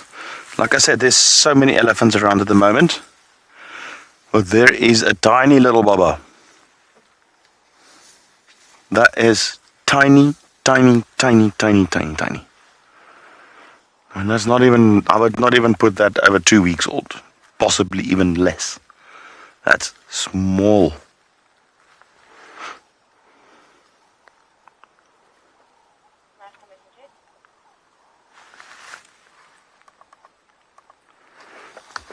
Right, we had the reports of tracks of Tlalamba coming back into Djuma. So I'll just confirm with Tess a little later if she's going to go. I know she was going to Chitwa, but I know her plan was to follow up on Tlalamba. sort of towards Mamba Road, heading towards the Mulwati. So as soon as I'm done with the segment, we'll try and figure out if she's going to go there. I mean, it was her plan, so she can take preference there, and I'll take another area.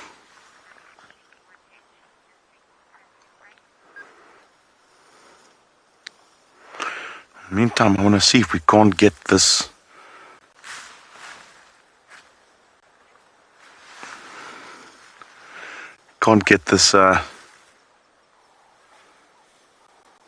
little one. Look at him.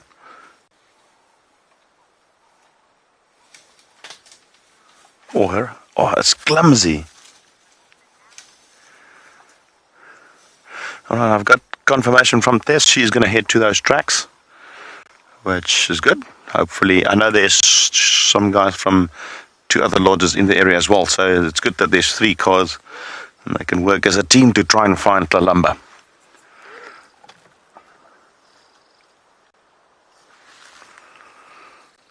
I haven't seen such a small elephant in a while.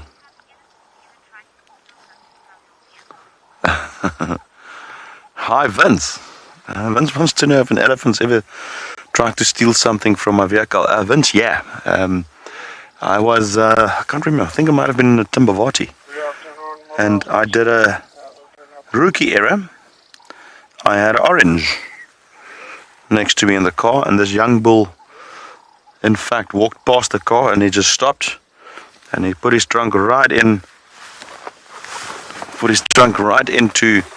the car, and we also didn't have the doors, much like we have now. And he was walking past and he stopped, and his trunk came over me like this, and obviously he smelled that orange, and I was like, okay, what now?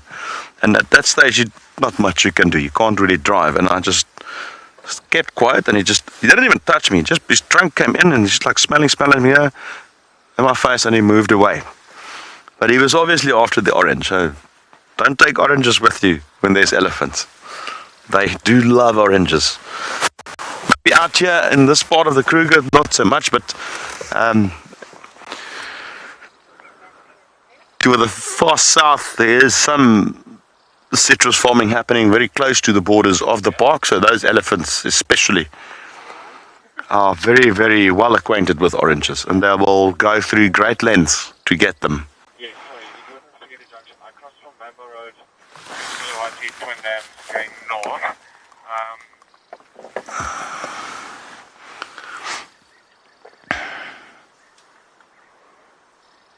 Oh, that was quite a treat, having that tiny little elephant calf. When they tiny, they can weigh 100 kilogram at birth. I mean, it's not small.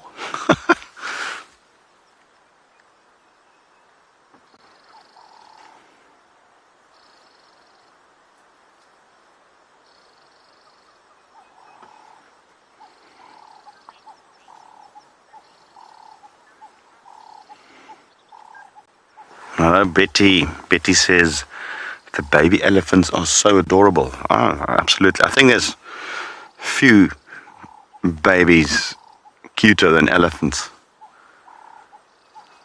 Especially like this one. They're still clumsy. They don't know how to use the trunk. They stumble when they walk.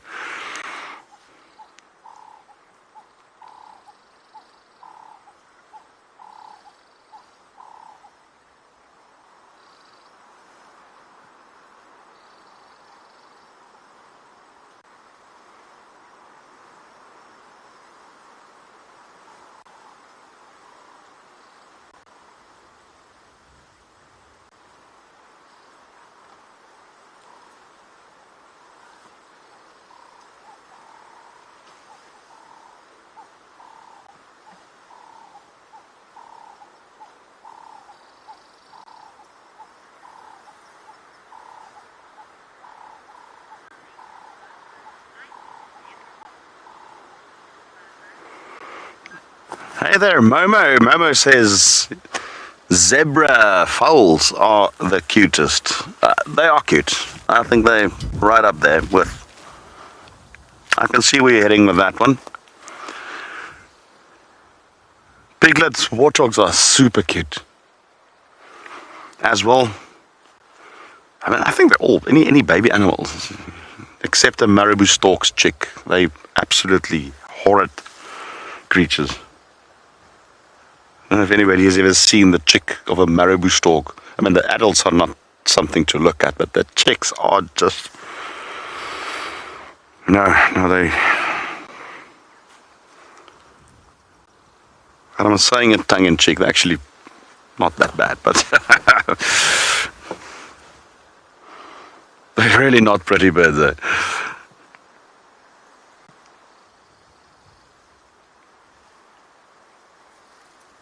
Baby pangolins are also incredibly cute. It's like this little artichoke, walking artichoke. I've been fortunate to see a baby pangolin once. That was in the Kalahari.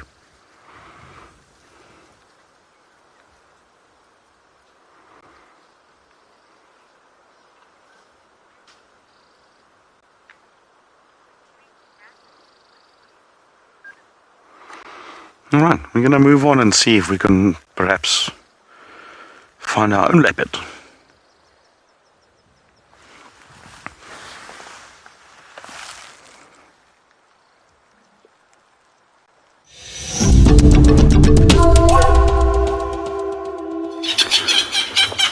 Welcome back to Pridelands. We just want to quickly see what those francolins are up to. Something startled them. I'm not 100% sure what it was, but often they sometimes start for nothing. A little bit earlier this afternoon, we were also watching a group of guinea fowls, which was alarm calling.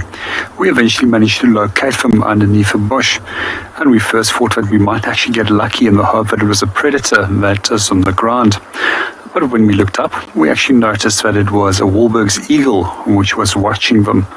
And when it does come to aerial predators, they actually go and hide underneath shrubs, compared to when there's ground predators, where they tend to actually go and fly up.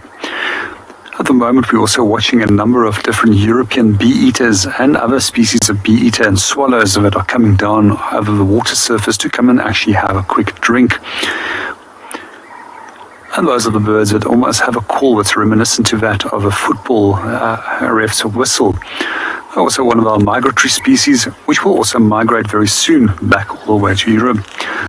It's quite difficult to actually keep our eyes on them and to get the camera on them, as if they're constantly moving. I'm just going to quickly show you how they look like. And this is how our European bee-eaters look like. This beautiful blue turquoise color, and then in combinations of brown and yellow on the upper parts, and a very prominent black mask coming through the eye, and a bright cherry red eye. One of the things that I do find particularly interesting is that there's actually a small little population in the Western Cape which is actually a resident, which not a lot of people actually know about. And that means that those birds in the Western Cape will actually overwinter here, and they will breed over here, unlike their European relatives, which will fly all the 12,000 kilometers back into Europe to go and breed, and then return again somewhere later in the year, roughly by October, November.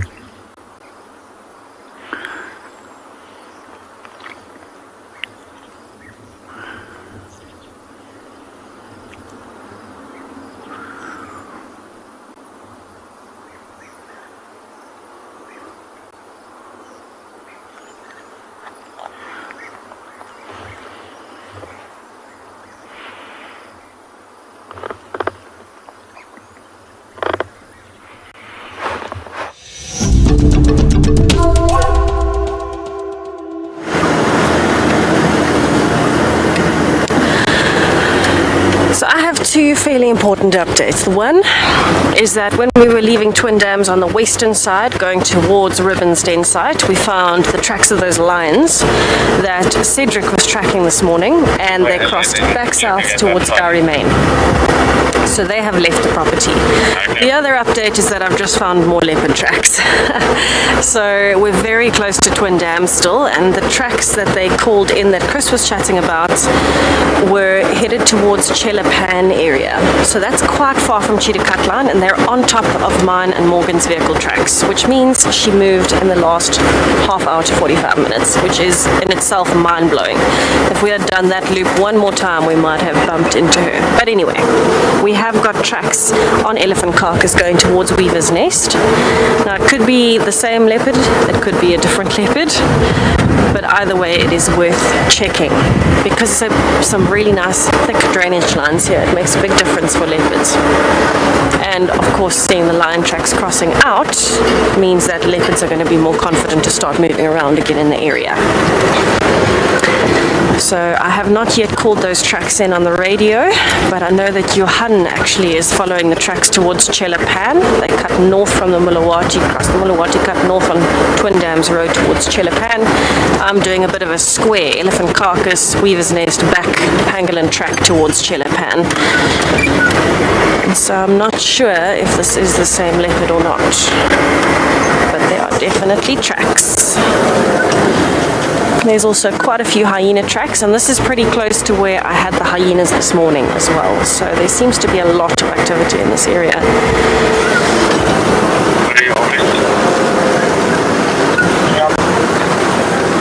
Probably just check with the WildEarth guys, because it's been nice and following up, and I know Chris wanted to come here, but he's still within the old, so Tesla's coming to the area. You're also in the area, so I'm going to... Alright, so the tracks do not cross that way. Check with the WildEarth guys to see who's going to be the Tesla following up here. Yeah, going to be Tesla. I'm going to extract... Right, let's have a look. So I think this leopard is somewhere between Elephant Carcass, Pangolin Track, Chelapan, and here.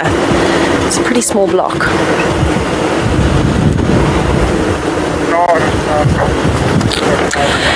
Holly, that is actually not a very easy question to answer, so thank you for asking a more complicated one. It seems like it would be the easy answer where we can give an exact date, 4 days, 3 days, a week, a month, but it really depends on the soil type that they've walked on or the type of substrate and the weather. For example, we had rain today, and with that rain, it washed away some of the tracks already. So those tracks, even though they were from this morning, were already looking like they were from a week ago. We could still see them. But if you go somewhere sandy, somewhere like Gowrie Main or Triple M, there's a lot of very loose sand on the edges of the road.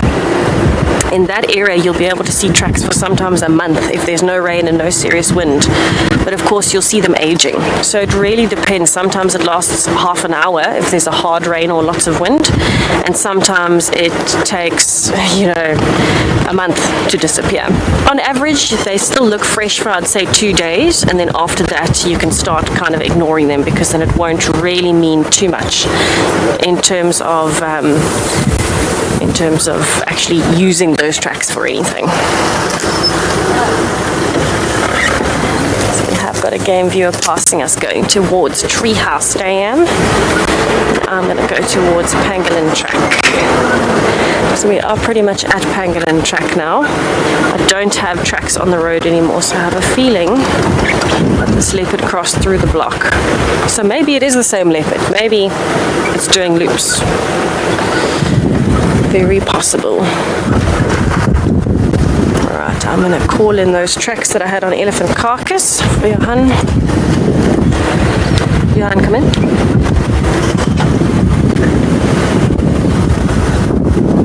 Oh, this is so exciting.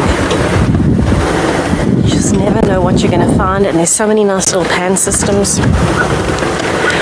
Stations we have Mafazi, Ingwe, and Konso going west on Elephant Carcass towards Weaver's Nest and then cutting north. I'm checking Pangolin Track. Copy, I'm looking early and checking here. Do you think it's the same convoy coming from the east? Yeah, very possibly, because it's just north of Twin Dams, Mulawati area. Oh, there are lots of flowers today. I'll check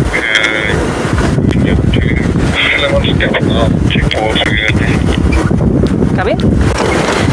So it seems like majority of the flowers that we've been seeing recently are the goat family or the pea family. So goat's pea, wild pea, all of those. And that's that very small, kind of almost an orchid looking pink flower. I'll see if I can find one for you coming along here, because it is nice and wet in this area. It is quite promising for flowers. But I can tell you that the pans are drying up so quickly from the heat that we've had because we're now out of our wet season. It's a bit uncharacteristic for us to have rain. And with that, all of the pans are already drying up, and so are the dams. They're starting to decrease quite quickly. So we might have a very dry winter coming, as much as we had really good rain and quite consistent rain. It seems like everything is starting to dry up already. I'm sure you've noticed the change in the color of the grass. It's going yellow. When I left, it was still bright green.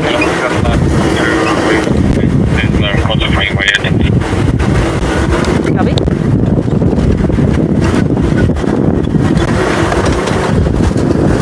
It really is the perfect afternoon for a leopard to be moving, so I'm not surprised at all. Sure, Wendy, you're going in stages of hiccups here. I'm not surprised at all that that leopard was moving on top of our vehicle tracks.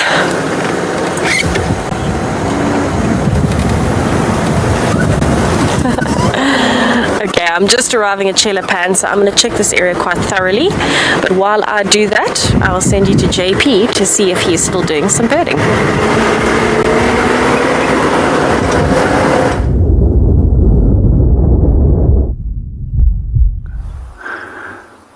And welcome back to Pridelands. Yes, I'm still birding, and we're still looking at the bee eaters.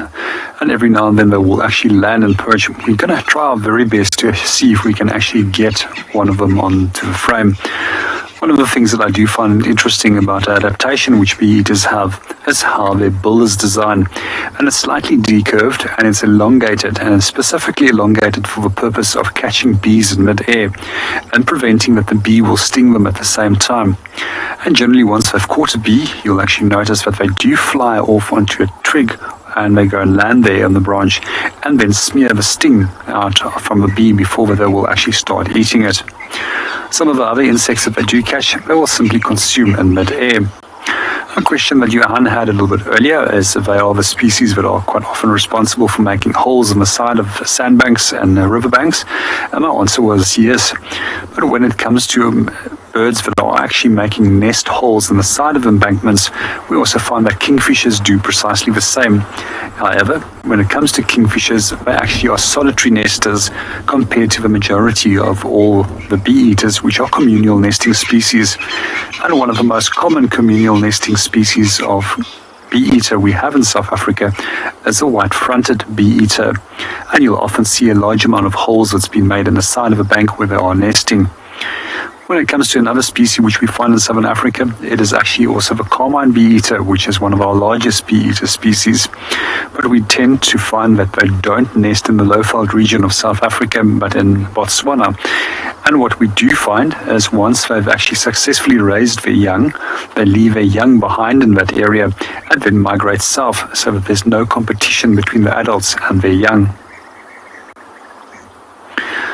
One of the things that I also particularly find interesting about them is that they will actually start off with making a little hole, and then they will actually use their wings to prop themselves up, and then start using their feet in a backward kicking motion to actually excavate those holes to the depth of almost a meter.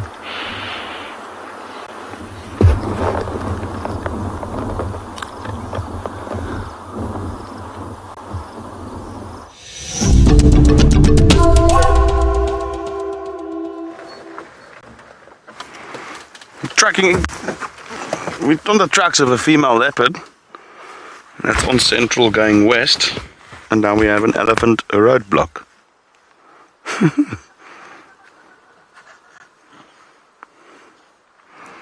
It's not such a happy elephant with us. You can see how it shook the head and then sort of straightened the tail, and that's a sign that we should not come closer.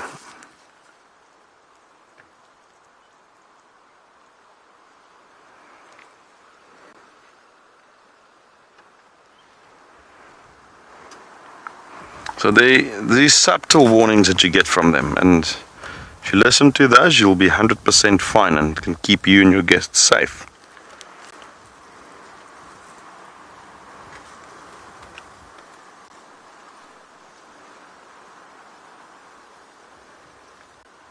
Now that we stopped, the elephants calmed down again, and everybody's going to walk away from this without injuries.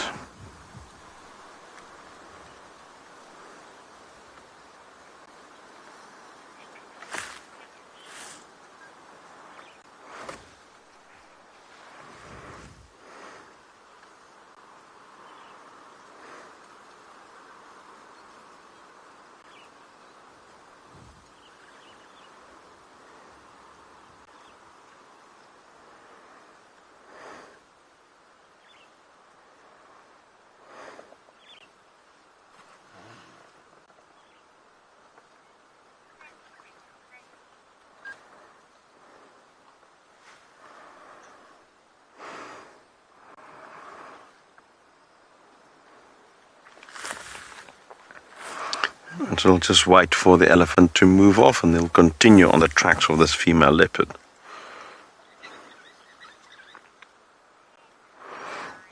Hopefully, luck is on our side today.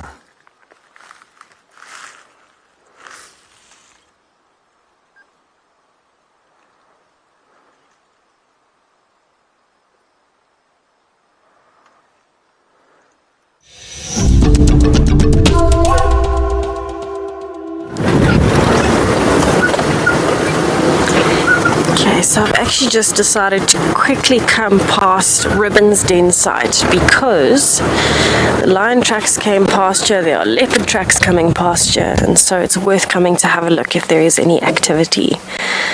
But alas, it looks empty. So we know that often what happens is we come to the entrance and it's completely empty. We go around the corner and there's an adult lying in the road. So I'm going to spend just a minute here just to make sure that there's no activity, and then go around the little teardrop loop to see if maybe there might be an adult somewhere on the road. It also sounds like we've now got two sets of leopard tracks. We've got one set that's coming towards Chelapan and Elephant Carcass Twin Dams area, and now there's just been another set of tracks found on top of Mylan Morgan's vehicle tracks again on Central Road.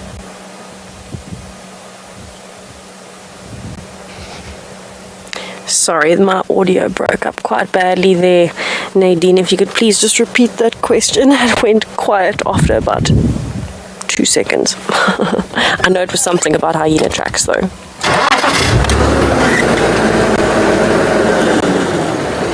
Just check that lapel. Alright, I don't see any activity here, so I'm going to carry on so long while I wait for the question.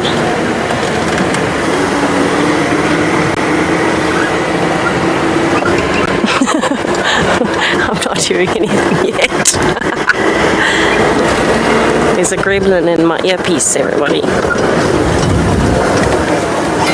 That's interesting, there's lion tracks right here. Wow. So at the den site, I've just found the lion tracks again. My goodness. So there's definitely been the lions moving through here. That's why there's no one at the den. They're trying to not attract any attention to the den site.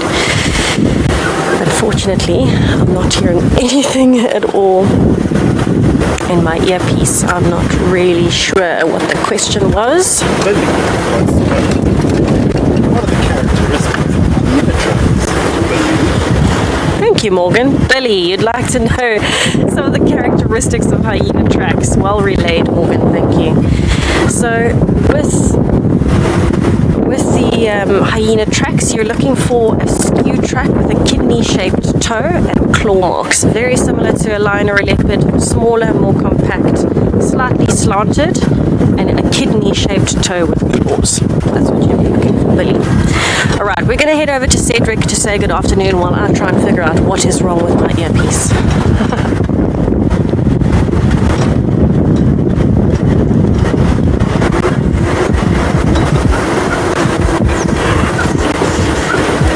Good afternoon, everybody. Welcome to Dam Cam with me, Cedric Dold. I hope everybody's enjoying the sunset drive so far this afternoon. Well, we've got our resident hippo back at the dam. Of course, he's been actually quite active for the last couple of minutes. He's been rolling around. His legs have been in the air. He's been quite entertaining. Hopefully he's going to do that again for us now, but he's definitely very active. Like, of course, you can imagine on such a nice, cool day, well, not cool, but like a little bit breezier and cooler day compared to yesterday and the day before. He's like enjoying the late afternoon play around before he has to start venturing out and maybe heading further into the bush looking for nice grass species to eat. As you can see, he's absolutely just enjoying the laziness now, but he was active not long ago, I'm sure. Now, maybe later on, maybe he'll decide to give us another role. You can see those two little oxpeckers on top of him as well. Of course, he's got nice little oxpeckers. Virginia, good afternoon. Welcome to WildEarth. No, he's not always standing in the water. You'll find that hippos do float. They are very buoyant. So if it's deep enough water, he'll pretty much float. And if he needs to go down to the bottom and start moving, he'll blow out all the air and he'll sink to the bottom of the dam. And then he'll do like a thing called the moonwalking. We'll kind of, like almost like a moonwalk. So big steps at the bottom, like pushing himself forward. And then he'll push himself up again to become buoyant. Oh, look at that. Look at that. Wow. Oh my word, yes. You see that you have got big teeth, boy. Definitely. Very big teeth.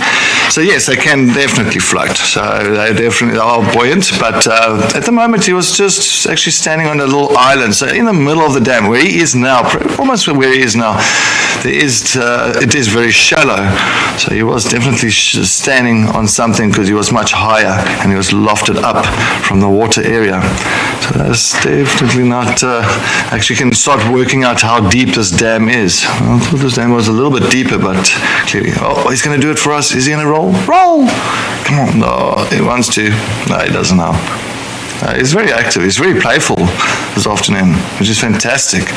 It's nice to see a little bit of activity and action with the hippos, especially you usually find the hippos that they just really rest in the water, and you see just the nostrils, eyes, and ears poking outside the water.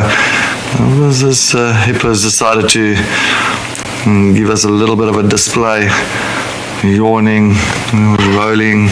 So, well, thank you for a little bit of action and entertainment. Should we actually call him Elvis. Elvis the hippo, but I know he's got another name. But yeah, what a handsome boy. You also find that the male hippos will always be by themselves. They'll never be with you'll find him, of course, always by himself and that. So, unless he's younger and he'll go with the rest of the pods and find a pod for himself, but he's a retired male. But Greg, yes, he's pretty much, there's no seasons for hippos. Hippos, because they do not use so much energy in the water, so of course, like really looking out for food and all that, so the little calves can really be born any time of the year. So there's no breeding seasons for hippos. It's the same as elephants, like rhinos as well. So a lot of these big feeders, they don't have any seasons. So that's why, and especially the hippo, because it does not have any, or doesn't have to spend so much energy just moving all over the show with the calf, and making sure there's enough grazing areas for the calf, because they spend most of the day in the water. So no breeding seasons for hippos. That's throughout the year. I think this guy might be the same one that was going at Treehouse. I'm sure it's the same hippos at Treehouse. So.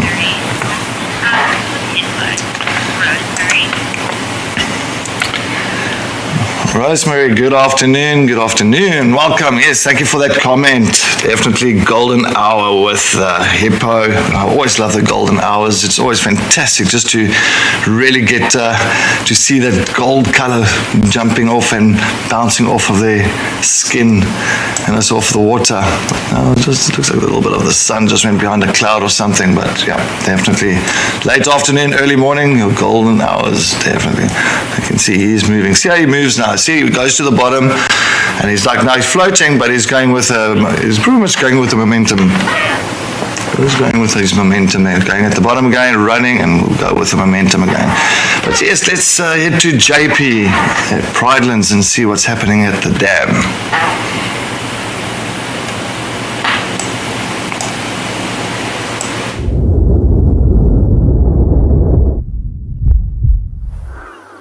Welcome back to Pridelands. At least the sunset is going to be a nice one again this afternoon, and there's this beautiful soft coloration with a golden light, which is typical of this last hour before the sun will set. It's also great for photography, and this is when you can take some of your best photos, as that hour before or just after that the sun rises or sets. If we do look up into a tree, we'll actually notice one of the glossy starlings up there. And from this distance, it's very difficult to actually separate them, either by being a greater blue-eared or a Cape glossy starling, as they're very similar in appearance, and they differ roughly in 1 centimeter in size. But if you are closer and you have got good light conditions, you'll actually notice that the greater blue-eared has got a dark little patch behind the eye and a darker belly. And we'll also notice some spots on the wing, unlike that of the Cape glossy starling, which is more uniform in color. Under poor light conditions, it's always best if they call, because calls are actually one of the most accurate ways of actually identifying a number of different bird species, which are very similar in appearance. If you've ever wondered why they are iridescent in color, it's actually a very interesting phenomenon. And what we find is that there's tiny little melanin crystals that form on the wing, and combined with the feather, it creates a functional prism, which then refracts and bends the light. And also, if we do look at the scientific name for the genus, which means Lampartornis, it actually means a shiny bird. There's a number of very similar looking starlings that we do find in South Africa, and what we can look for is their size, their tail length, their tail shape, as well as their eye color, to actually separate them from one another. One of the others that we do have in this area is slightly larger than the greater blue-eared and Cape glossy starlings, and they've got an all-dark eye, unlike the yellow eye which this one has, and a much broader spatula shaped tail. Well, we're enjoying some more birding, and I hope that some more animals coming in for a drink. Let's go and see what Tessa is up to.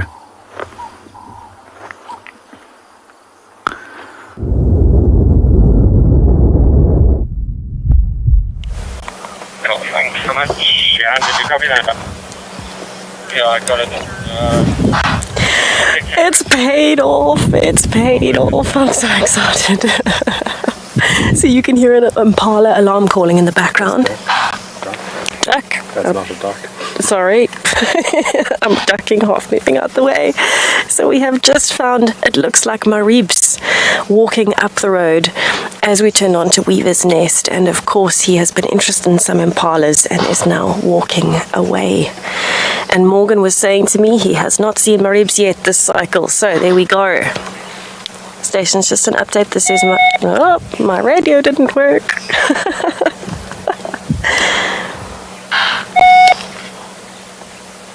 Okay, so we are definitely going to be following. I'm wondering now if this is a whole third set of tracks, because this would have come from Treehouse Dam area, not from Elephant Carcass.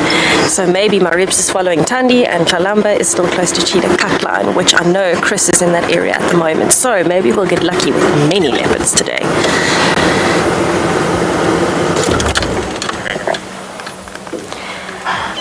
Station's just an update. This is Maribs, mobile north on Weaver's Nest. Copy, can I make a press, please? Copy, go ahead. Thank you.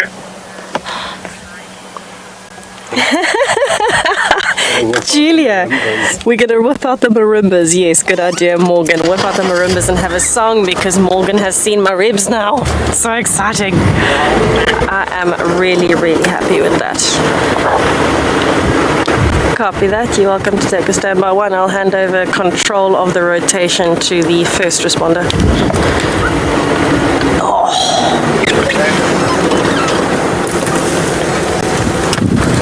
Where are we going, boy? Where are we going? Oh, this is so exciting. Back towards Twin Dams, it seems. We might be doing some off-roading through the block. Definitely paying off when we are patient, I can tell you that much. Right, let's pop chitty chitty bang bang into low range and start off-roading. This is so exciting. Morgan, what song are you going to sing? Julia wants a song. Oh, you playing marimbas? Are you just going to whip out some marimbas real quick? Oh, he keeps them in his back pocket. So does Maribs in his back pocket.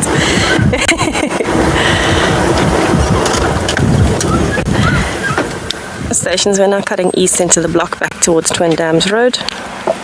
Oh, look at those ears sticking out.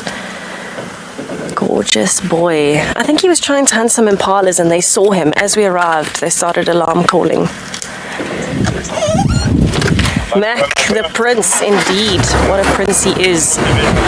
He is such a gorgeous boy, and I'm so excited to see what he gets up to, because he is headed back towards his staple these days, which seems to be Twin Dams. Oh, Wendy, don't do that to me.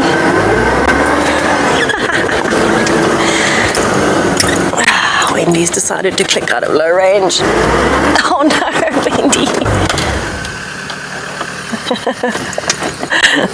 We're gonna do some fancy footwork here just to try and get Wendy back into gear, everybody. She seems to have disengaged from her tires. In typical Wendy fashion. Let's see if it works without low range. Nope.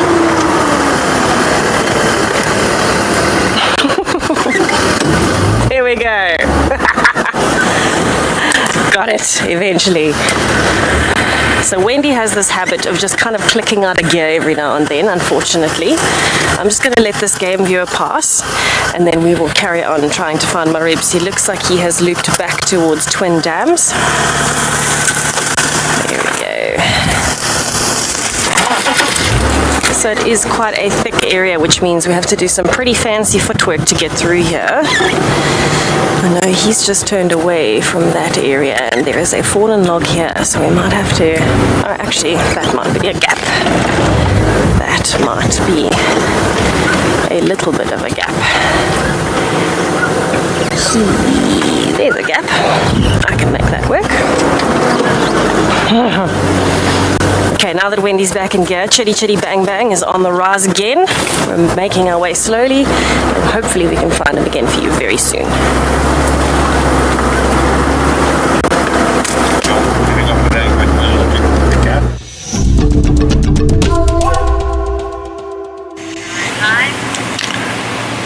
Welcome back to DamCam. Did I actually hear correctly that they say that they got reunited as Morgan and the Marips, a band? Morgan and the Marips. It actually sounds quite good. It's got a bit of a ring to it. Morgan and the Marips.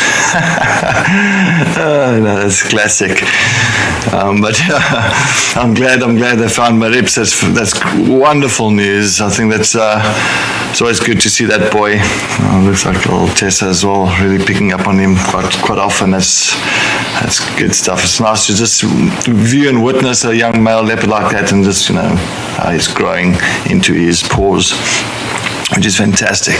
Well, I'm just sitting and looking at this beautiful female waterbuck, just lying down ruminating. But I don't see any other waterbuck. Usually the females will be in a herd. So you'll find, like all the aunties, grannies, sisters, I don't know why I'm looking back there. So you'll find many times lots of them together. But this one all by itself, very strange. I'm not understanding why. They're so very nervous looking around. Maybe take a look at the dam quickly. I just want to double check if there's nothing that I'm missing here or what I'm viewing. Hey.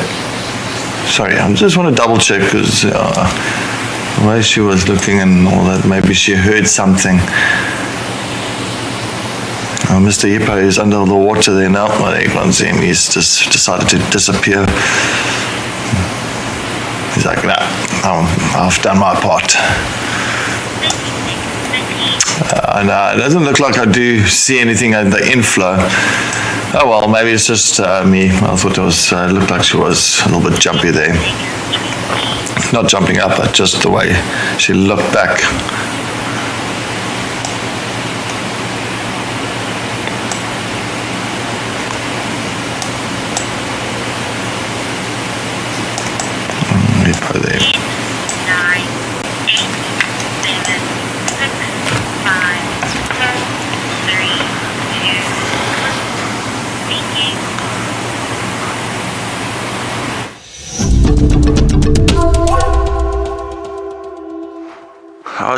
actually just looking for a reason to stretch my legs.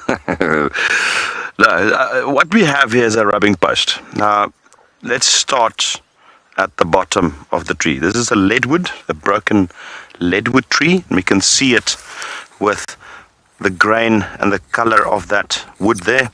It's a very, very hard, very tough wood. So this obviously been broken probably by elephants while it was still up. And so there's a variety of animals that will come and rub here. Rhino will rub their bellies here. Elephants, the younger ones will rub their bellies. Warthogs will rub against it. And all three of them, buffalo, they all wallow in mud. And that's firstly to cool off, but that mud also entraps ticks and so forth. And then they come and rub it off. It removes all those parasites and they go off with it. And at the same time, it exfoliates the skin. But because of that mud and their sort of very hard skins, it literally has the same effect as a sandpaper. And you can see the top part here where they rub. It's smooth, smooth, smooth.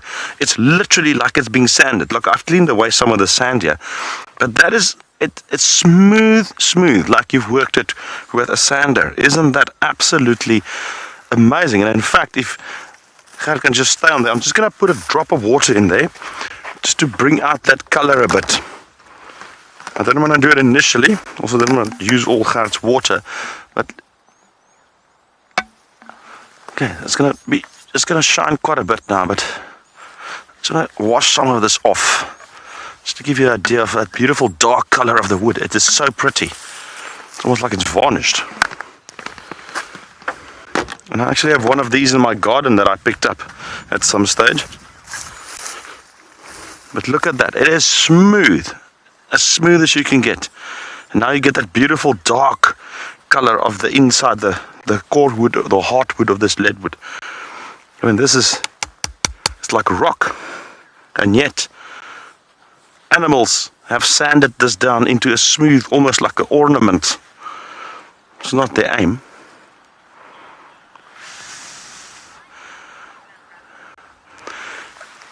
Amy, who is age 9, wants to know why do we call it a rubbing post. Amy, so basically I'm a warthog. Think about this. I roll in the mud. All the mud is attached to my body. And I basically come and I walk here and I walk and I walk. And I basically rub the mud off onto this post. So literally, and then rub the belly a little bit. And also the backside and everything. Clean it all nicely. And that is why it's called a rubbing post. So look at that colors coming through there now. Now that I've washed some of that. You can even see the individual grains of the wood. This is very pretty. But I wish you could feel this. It's smooth, smooth as you can get. I saw a red ivory the one day as well. And it's a tree that we don't see much here. But it's got this beautiful red oxblood type of color, and also where the elephants and rhinos have rubbed it in the same fashion. It was beautiful, beautiful red. That is so cool. You can see a bit of, as it's drying now, a bit of the brown coming through there. Obviously, while it's wet, it will appear darker. Such a pretty wood. I mean, it's so dense. If you take this log and you chuck it into water, it's going to sink. It's a very heavy wood. About 1.1 tons per cubic meter, which is rather heavy. Very tough wood as well. Well, let's head over to JP to see what he's up to.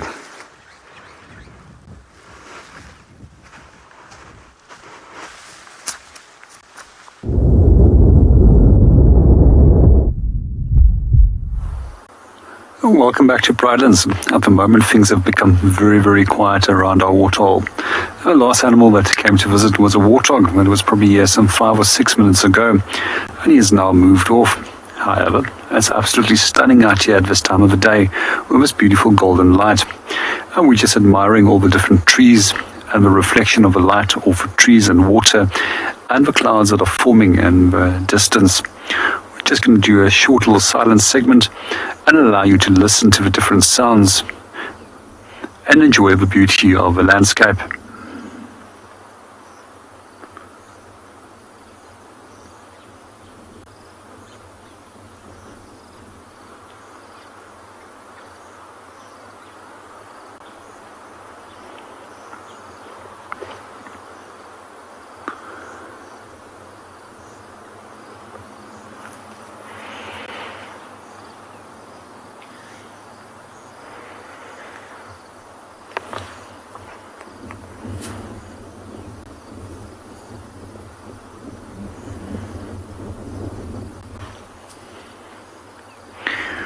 Well, we're enjoying our beautiful landscape and soft late afternoon sun.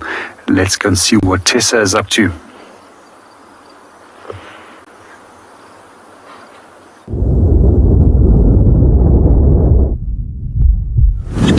There you go.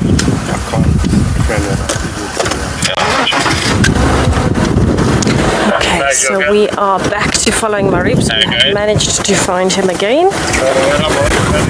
And he looks like he is just casually moving through the block. Back towards our insect-based twin dams. So I'm going to stop here and then you'll be able to see him.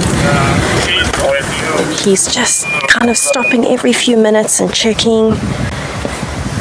You can see his tail is up, so he's not actively hunting at the moment, but he is quite cautious because there's a fresh scent of lions in the area. This is the area where the lions came in and then left again. Oh, gorgeous boy.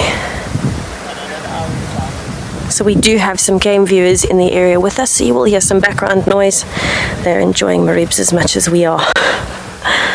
Except we get to have the celebratory moment that we found him and got the band back together. Oh, look at that face. So now that the grass is becoming more and more brown, he is camouflaging a lot more easily than he was when I left. And this is another reason why leopards would then want to have their cubs in winter, because it's easier to camouflage and hunt to keep yourself going, making milk, but also to keep the cubs going later on. Of course, this isn't a concern to Maribs. He's still too young to be breeding. But he's close. It is his birthday month. He's 2 years old now.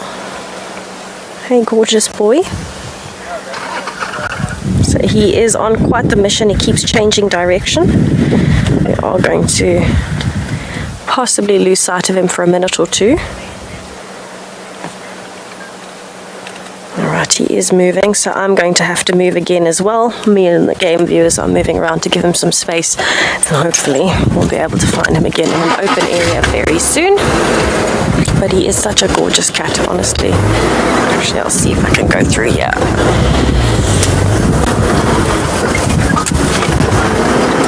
Possibly not. It seems to be a tree.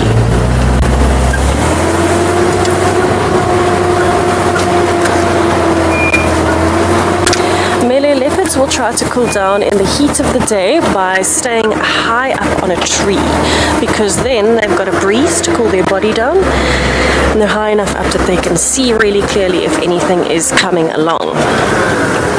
So that's the best way for them to cool down. Also, drinking water in the heat of the day really helps. And even staying high up on termite mounds will help because they'll be more exposed to the wind. But any time in the heat of the day is when a leopard should be less active. Signal on the antenna. Thank you, Morgan. Good point. Oh, he's coming back this way anyway. Oh, chitty chitty bang bang. The old girl needs some care. But yes, any time that a leopard will try and cool down, it will usually be up in a tree or near a water hole where it can get some fresh cold water. Where are you going, boy? He is certainly giving us a challenge today, moving through all of the thickets. At this point, I'm actually kind of holding Wendy in gear, just so that she does not pop out of gear, not because she absolutely will, but because she definitely could at any moment. He is right in front of us at the moment, disappearing into the thickets. So I'm going to loop around again.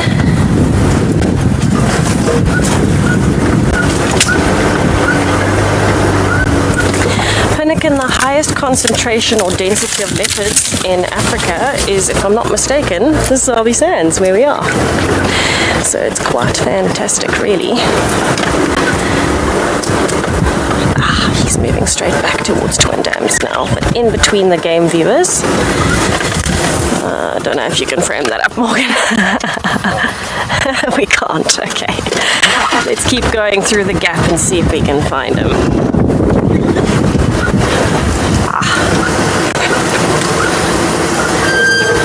So then one last thing to notice is that there are a lot of golden orb web spiders, and we're noticing them when we're off-roading. So we're avoiding the branches where they're constructing their webs.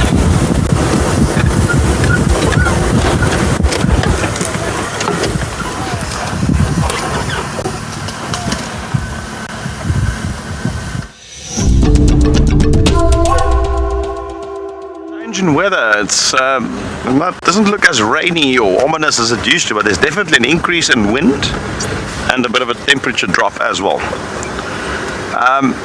We are now heading towards the area of Treehouse Dam. I want to see if anything happens with those lion tracks that Tess has seen. She's obviously with a leopard at the moment, so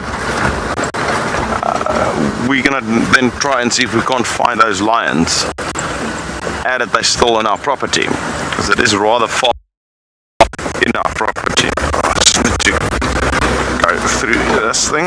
Oopsie. I wonder if she can. Oopsie. I wonder if she can. I know once she's finished this stuff, she can get me some indication as to where she last seen those tracks. I will get an update from her soon.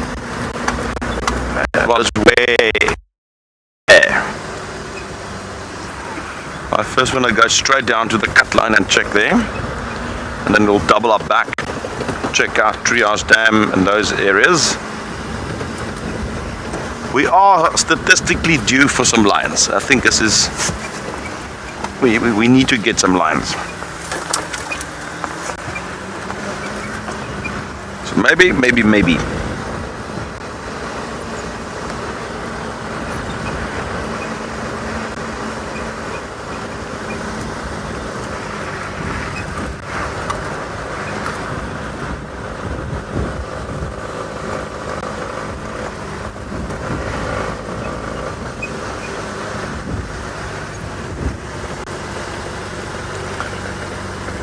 And the weather as well. This is very good weather for cats to be moving. They often like to move in this slow light conditions, windy weather.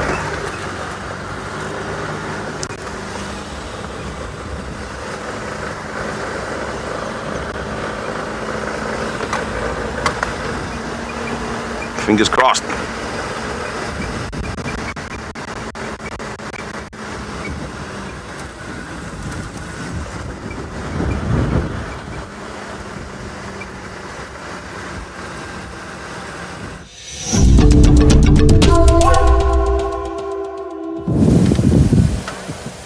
So we've got a very small gap of Marib's head poking up behind a tree there. In between his movements, he's proving quite tough to follow. He's constantly moving back towards Twin Dams. But how lovely to see him moving. We are having to loop around and have a little bit of an adventure in Wendy. Trusty Wendy. So it will be interesting to see what he does from here, because he has been spending a lot of time around Twin Dams recently. So we are literally right here. Twin Dams is just on the other side here, and he's definitely going straight towards that area. So maybe he'll have a drink, maybe he'll try and find another monitor lizard, although I'm hoping he's learned his lesson that they don't taste very good, because he was quite wasteful with the last one after you realize that.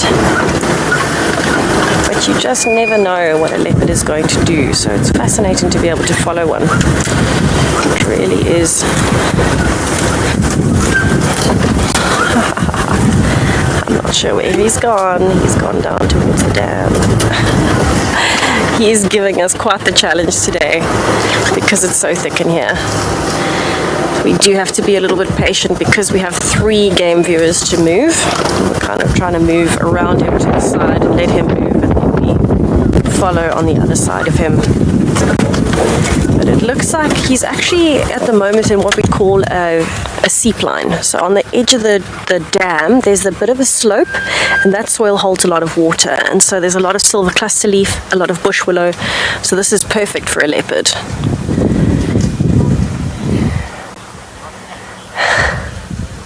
Joshua, he is being incredibly generous recently, and I must be honest, it's just an absolute pleasure to see him, because it's the most I've ever seen him on his own. independent, happy, interacting with other leopards, moving around without having to follow Tundi too much. So it is quite wonderful, because it's one of those situations where you can actively see a leopard growing. He's 2 years old this month. I mean, wow, where's the time gone? I remember when he was bitten by the puff adder and all of these things, you know, thinking he was just a young cub, and now he's becoming independent. Absolutely brilliant. Absolutely brilliant. Oh, you got a gap, Morgan, you've got a gap. Right, he is approaching the dam quite slowly. You can see he's using the bush as cover. He may have seen something he's interested in. Oh, there's some impalas up ahead. So he sat himself down and he's watching very carefully and intently. So he's just trying to make sure at the moment that he can gather as much information as possible without moving too much, and then hopefully the impalas won't see him.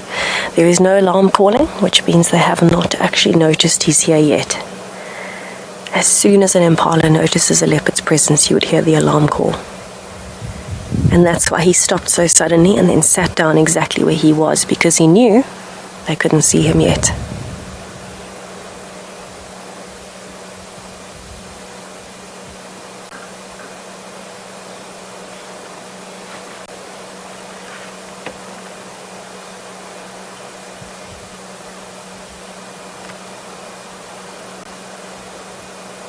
You can see how he's scanning. So if you have a listen, there's not even birds alarm calling.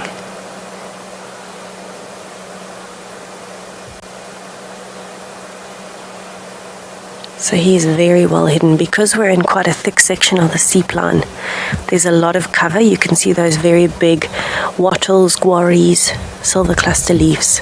Look at that camouflage from a distance. He's using it very well to his advantage here at the edge of the dam. So he's now looking straight down in the direction of Twin Dams, because those impalas, it's that same bachelor herd we had earlier with the giraffe. They're at the top end of the dam, which is maybe 30 meters from him. Nothing quite compares to the build-up of watching a leopard getting closer and closer to something it's interested in. I feel like it would be a little bit too lucky for me to see it twice in a few days. In 2 days, in fact, yesterday and today. But definitely a lot of, oh, he's moved his head, a lot of excitement. The impalas, I think, are moving because they'll go and sleep in the clearing. Look how he's watching them. There you can see he's adjusting his position. He's going for thicker cover around the other side so that he can be downwind. Look at the direction of the grass. It's blowing from right to left. He's moving straight downwind so he can loop around and come back against the wind towards them. That's the best chance of covering his sound and his scent as he approaches. So he's going to use some nice big thickets to do a big loop around those impalas. Now we're in a bit of a tight situation, because if we move towards him, we're drawing attention of the impalas towards Maribs. If we move towards the impalas, then we're giving Maribs an advantage by our vehicle sound covering the impala's senses. So we're actually going to have to do a bit of a loop as well, just to try and stay sensitive to both sides here. But have a look at that, you can't even see him. I do want to spend just 10-20 more seconds here to see if he crosses that gap. It'll be very interesting to see if he crosses through that gap and uses those guaris behind there for his approach. I think he's going to do that. But while I wait, I'm going to send you to JP to have a look at his sunset.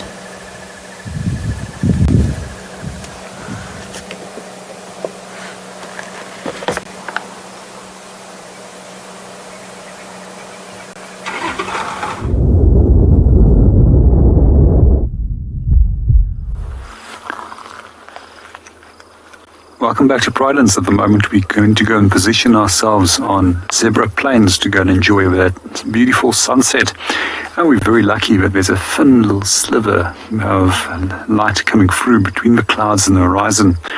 We're just going to do a short little silent segment and watch how the light changes as well as the colors change on the clouds.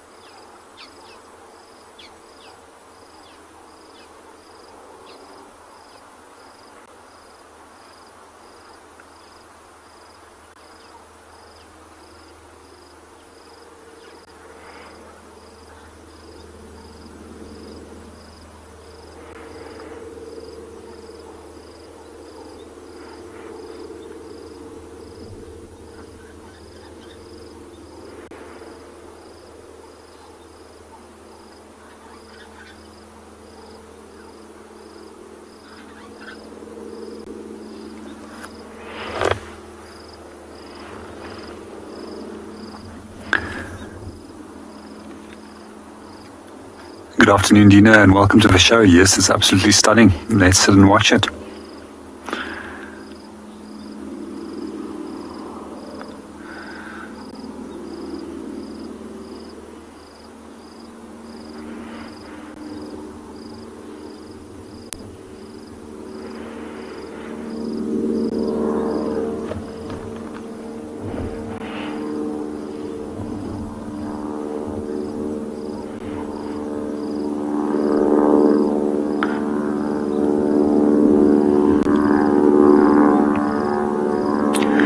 While we watch for the last little bit of light disappearing, let's go and see what Tessa is up to.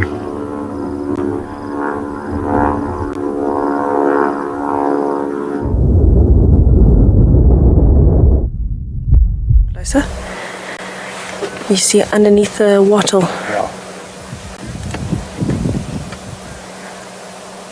So my ribs is doing exactly what he should be doing. I don't know if you can see a leopard in the frame, but he is there. He's repositioned. He is now relaxing and grooming just behind the thickets of a wattle and a guarri. And so he's decided to be patient. This is the best place for him to be, because the impalas have no clue that he's here, and they are still just relaxing at the top end of the dam. The longer he settles and doesn't move too much, the more chance he has of staying close to them until the light fades a little bit more and he can maybe try and hunt.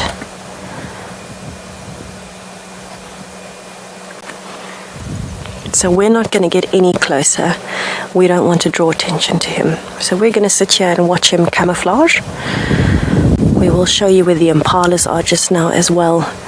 But for now, it's so nice to see him grooming and using those skills. He has learned so much. He's gotten so big and so adult-like. What happened?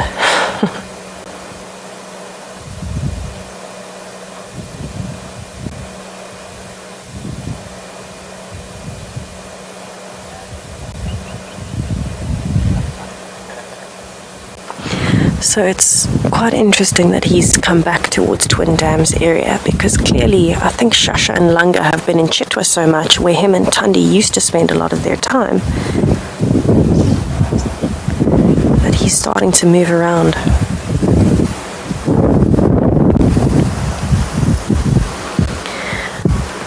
Rani, the best hunting tools for a leopard would be things like his sense of smell, his eyesight, and his hearing.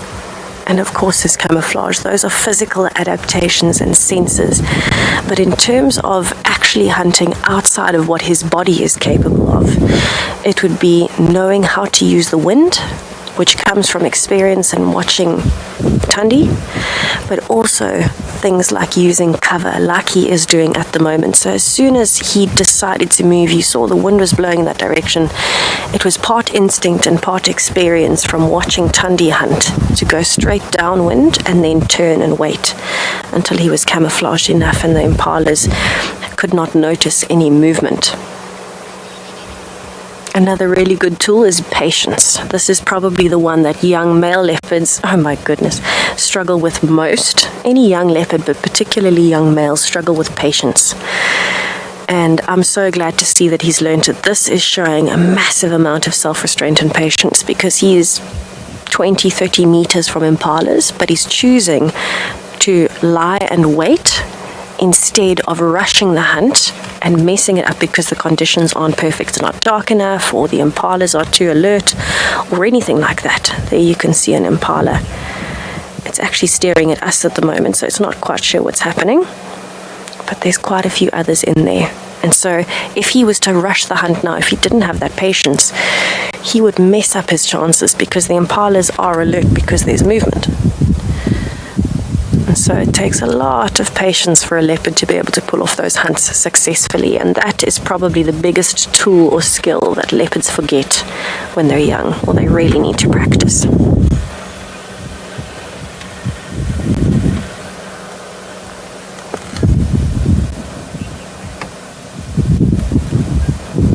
So this is definitely full of suspense where we are. I don't think we're even going to move. We're going to stay here and wait for him to move, and hopefully we'll be able to update you in a little bit as he's moving towards them.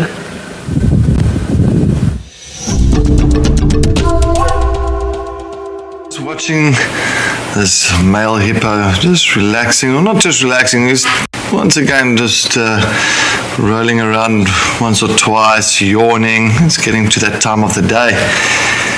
But I'm very happy that that young male leopard is becoming an experienced hunter, slowly but surely, all a learning curve. I'm very, very happy for him. I'm glad that he's choosing the right tactics. That is heartwarming. But yeah, no, definitely now this hippo did not choose the right tactic. Oh no, I thought he went under there for a bit. Looks like he's slowly moving around. Maybe he might come out in the next half an hour to an hour. But he's definitely showing more activity at this time of the day. And most hippos do. That's what I always find. It's the best time is to go sit at a dam now with a nice cup of coffee or the drink of choice, and just sit there and just watch the hippos, because this is when the hippos start becoming really way more active. All the yawning, all the plainness and all that. And it's so much better. I can always sit with them for hours, and I can just enjoy this moment.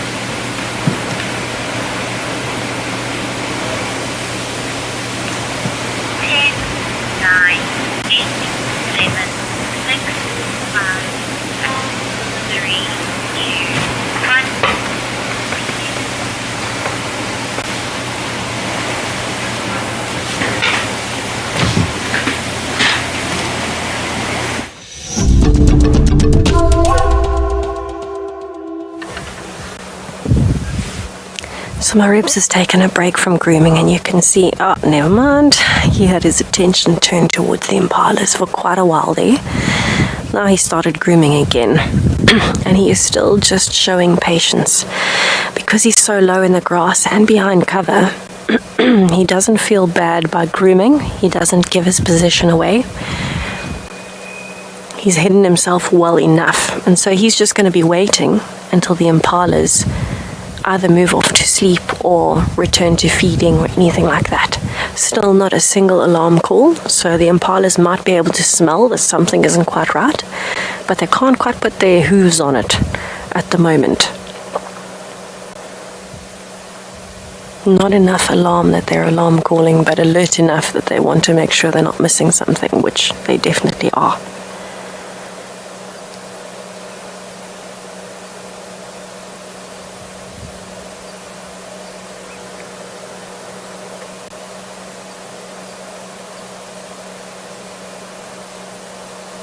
So the air is very still at the moment. There's a breeze, but there's hardly any birds calling. Because of the weather, it's darker than usual at the moment. So a lot of animals are starting to get ready for nightfall a little bit early. Because of exactly this reason, my reefs was moving, which means a lot of other predators will be too.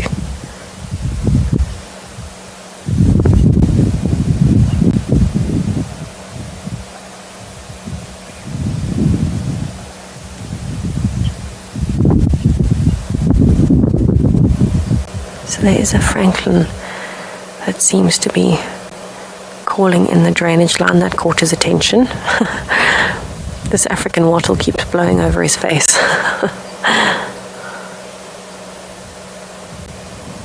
So I'm certainly not going to try and control the wind today. It's working in his favor. Part of nature, so we'll rather deal with it.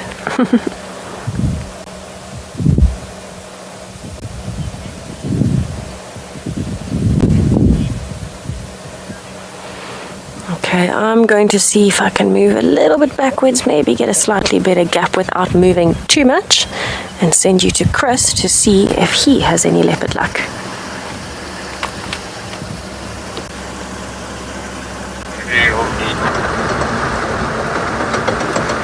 I came back to it as had those lion tracks, and I saw them down Weaver's Nest, some tracks coming south, and there's tracks just south of that coming east. And obviously there's tracks around the den, so I'm just checking, actually just south of where they are with that leopard. So I'm going to go and check the just east of the Mulwati if there's not any tracks there. It's a bit baffling because they're going in all directions. Okay, I'm just going to go through the Mulwati now. It's quite a deep dip, so it might accelerate a bit. I'm going to go quickly.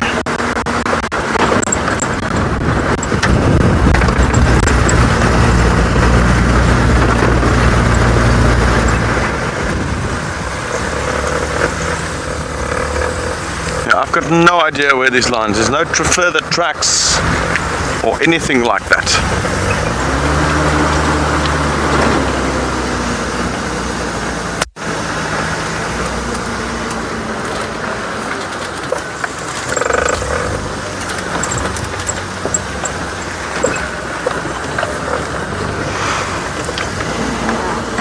I know lions have been very tricky to find lately.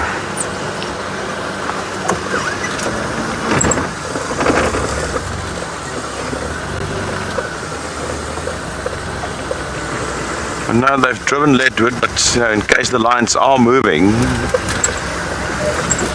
could be worthwhile to recheck roads that's been driven before. I mean, so they found that leopard, drove, and then there's tracks on top of the tracks, and you know how it goes.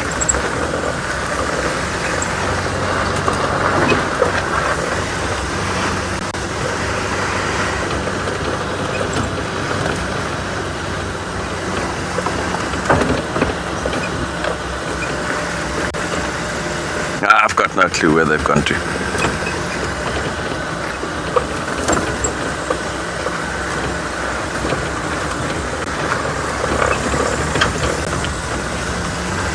Hi there, Jojo, and Jojo wants to know if lions will leave if there's increased or lots more leopard activity. No, not really. It will be the opposite. I mean, lions are very, very, very big cats. They're large cats. They're much bigger than leopards. They do not fear them at all, and that will be the opposite. Often when lions do move into a certain area, you would find that the leopards will somewhat adapt to that and just move to other parts of their territory just to try and avoid high densities of lions. So it's actually the opposite. The leopards are the ones that will have to try and sort of sneak around and not be seen by the lions. So lions will try and kill them. They will.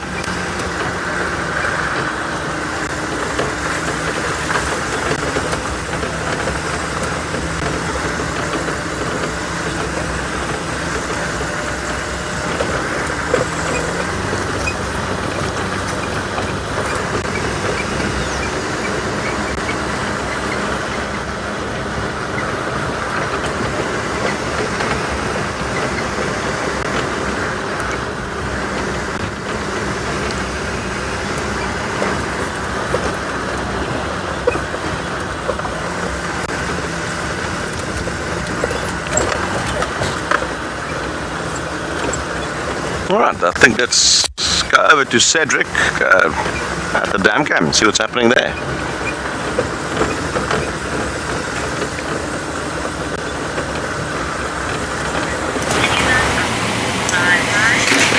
Ah, look who we have. He's finally made his way out of the water. The big boy. I thought so. He was looking like he was preparing himself and becoming a little bit restless in that water. I think he decided to, okay, well, now it's time to get out. But look at that. Such a strange shape. Really, really, really strange. But look at that pink belly and the pink all on the under part of his head and his neck. I can imagine around about a 2-ton animal, 2,000 kilograms. Males really, really are big. But you can see he's not too bothered about anything. He's just walking. I think he's just trying to figure out if he's going to make his way into an area where he's going to get this nice selective grazing.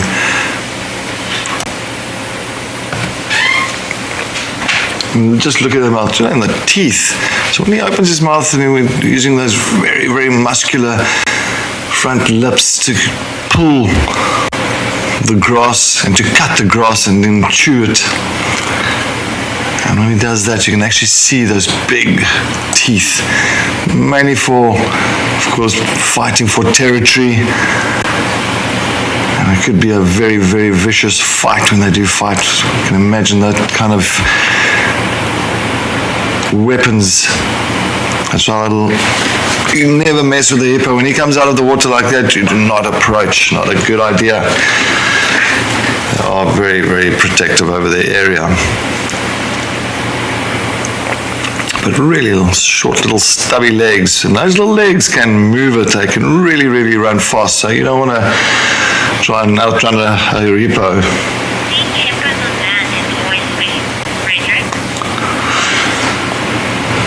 Frederick, good afternoon. Welcome to WildEarth. Yes, definitely. That's why I couldn't wait. I saw he was getting restless and I thought, okay, well, hopefully he's going to be coming out now. And cheers, Bob. Here he is. It's nice to see them out on the land. Nice to see them in the open, not just the nostrils, eyes and ears that's sticking out of the water. It's absolutely lovely to just see them out there and grazing on the short, it's very, very nutritional grass that grows next to this dam. But yes, you don't get to see them out of the water often. You must also understand it's not a warm day, it's not really hot, too hot. So it's just perfect.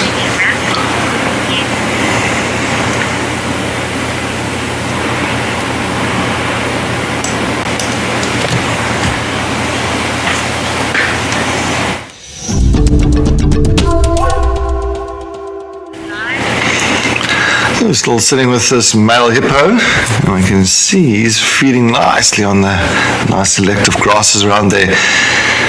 But it's just like, as I said, it's not really a warm day. It's not that scorching hot day, that summer day that we usually get. So it's much more easier to walk outside the water in the late afternoon without the blazing sun and start feeding. And usually in our winter time as well, you'll find in winter time when it's sort of very nice and cool during the daytime. Not cool, but I'm looking at about 25 degrees Celsius. I think it's about 82, 83 Fahrenheit. You'll find that the hippos as well, they all kind of lie on the outskirts of the water, on the sides, on the banks, just to warm themselves up. In the winter time, the sun is not that strong.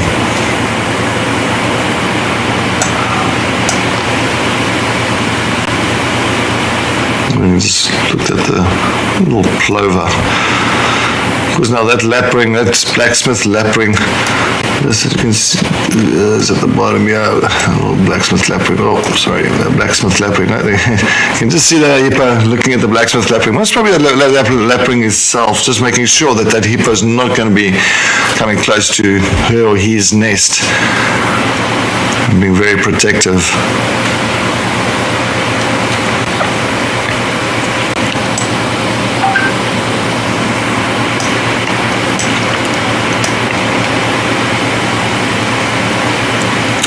Looks Really looks like a round submarine.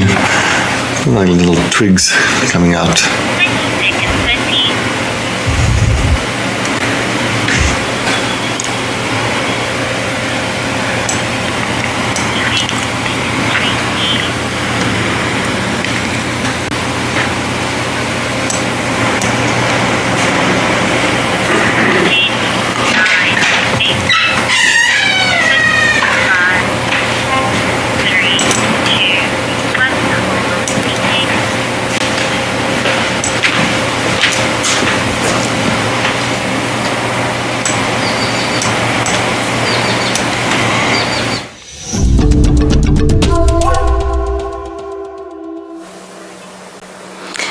I can finally see some rosettes on the rest of his body, everybody. So Maribs has officially gone to sleep. He's decided that he is going to wait very patiently, which I'm really pleased with. It means that he has had a massive amount of growth in the last few months. And of course, we've repositioned. We can't really zoom in or out from here. We have got another vehicle very close to us in the sighting. But of course, this is about the best view we could get because he's in such long grass. Proud of him for growing up. I am very proud of him for growing up, but probably not as proud as Tundi. I really don't want to cross Tundi's path if she hears that I'm proud of him too. Mama's pride. Mama's pride. And I think back to the first time I ever saw my ribs. It was actually with Ali. And he was chasing elephants in the drainage line close to First Rock on Torchwood. Goodness gracious. But for now, he just seems to be relaxing. So when he was walking, he didn't look like he had a completely empty belly, but it certainly wasn't full. Maybe he caught another bite-sized snack, like that leguan, the monitor lizard.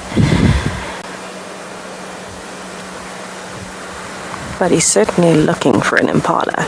Maybe he's dreaming about one while he waits for night to fall.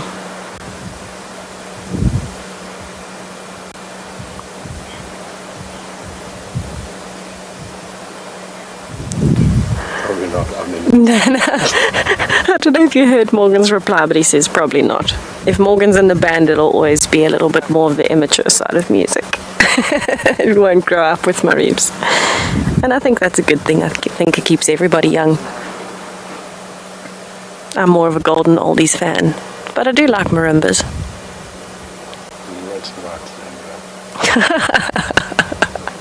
Thanks, Morgan. Oh gosh, never a dull moment. Oh look, he moved his ear. I literally can't move the frame, so... No, I know. He flicked his ear. There must have been something bothering him. But I don't think he's going to be moving anytime soon in terms of actually moving his position. He's looking way too comfortable, and this is a very clever strategy. Lie and wait in the long grass.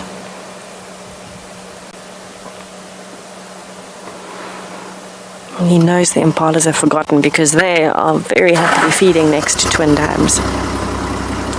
So the other vehicle in the sighting is leaving. You will hear some movement and a vehicle, but that's okay. Oh, they might actually cross in front of the frame. Sorry. Very unexpected twist in the story, folks. Very unexpected twist. That's hilarious, sorry. Where is he? Morgan's lost him, everybody. Morgan's lost him. Ah, there we go. Morgan found him.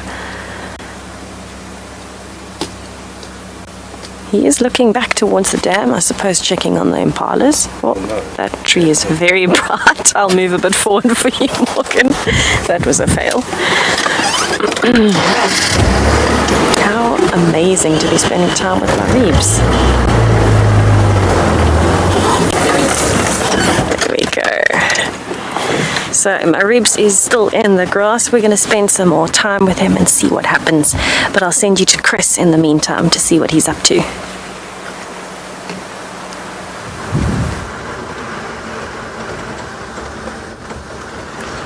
Chris is just bumbling at the moment, just driving around. I couldn't find any more lion tracks other than those in that same region where they saw them. So I'm hoping that they'll come into closer or deeper into Juno territory tonight, and then perhaps tomorrow it will enable us to try and find them. So now I'm literally just see what comes up.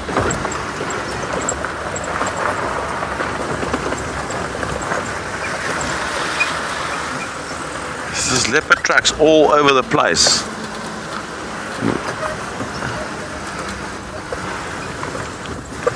You know.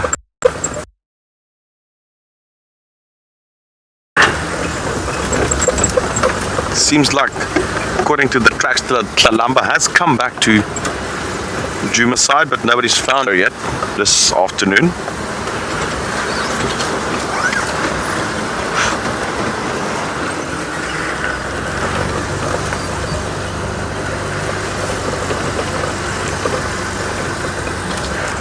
What I'm going to do is I'm going to keep driving and every now and then just stop and listen.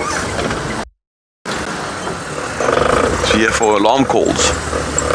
It's definitely with this wind, I think. Oh, goodness gracious me. Nearly folded Rusty in two there.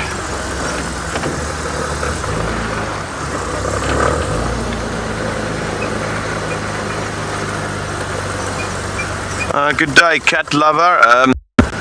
Cat lover wants to know, how do the big cats keep warm on the cold days? Where do they go? It varies a lot. You know, let's start with lions have the advantage of being in a group, so they often huddle together. And if it's a cold wind, you'll find they'll move to thicker bush, sort of hide from the wind. And leopards will obviously also try and find thicker bush areas to hide from the wind. Look, their fur is very capable to keep them warm enough in the type of temperatures we have here. You know, we don't really get snow and stuff here. Well, I hope not. You know, our winters are, in fact, relatively mild compared to northern hemisphere winters. But it still gets cold, but their fur is, in case of leopards, very efficient.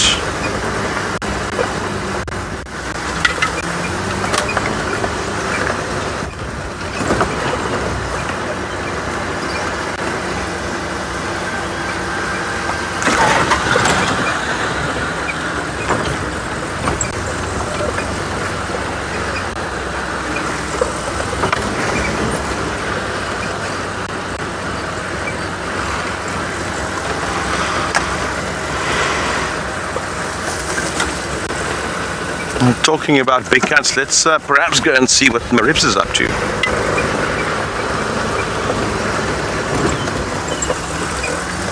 Alright, that seems like we're going to stick with me for a little longer.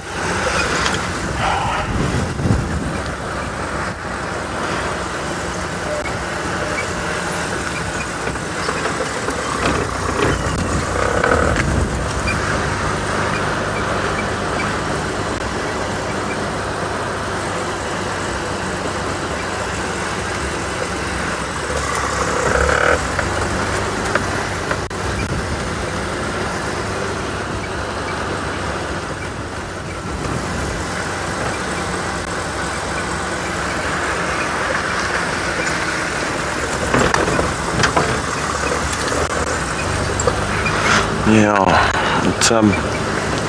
you can't really track anything now. Okay, you could see.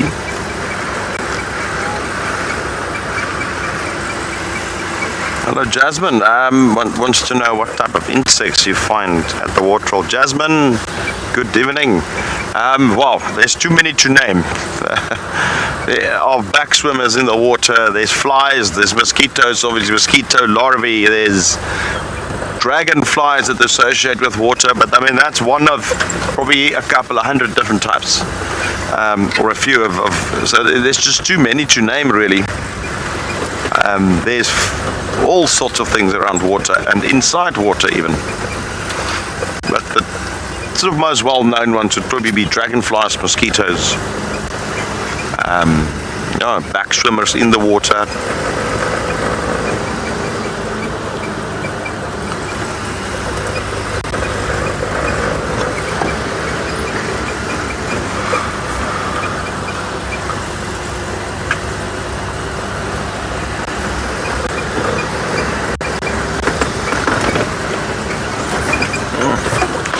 We didn't have much of a sunset today on our side, so that's why we didn't frame one up. Too much cloud cover to the west, so we didn't really get those colors. Very monotone.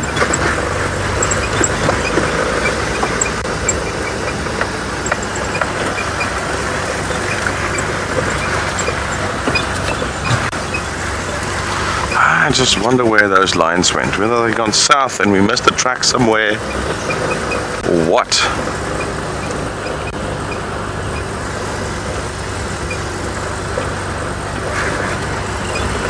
Right, so it seems like we are in fact now going to go to Tess to see what she and Marips is up to. What is he? Where is he? He must have gone that way. Okay, so Marips has just given us the Marips slip, not even the Dundee slip, because a hyena came past, and now we've got impalas around us. We've got Marips somewhere in the brush just in front of us. He disappeared into the thicket, and we are trying to find him. Oh, here in front of me. There we go, he's moving. Very nice. Very nice. There he is. He's busy stalking behind the bush. You can see his back leg. We have got another vehicle in the sighting, but they are quite far away at the moment. A leopard tail. Amazing. Now, the hyena seems to have completely missed Marips. It's gone towards the dam. The impalas saw the hyena though, and they are watching the hyena, which is why he's moving. Fairy tale's dark. No, dark. That's dark.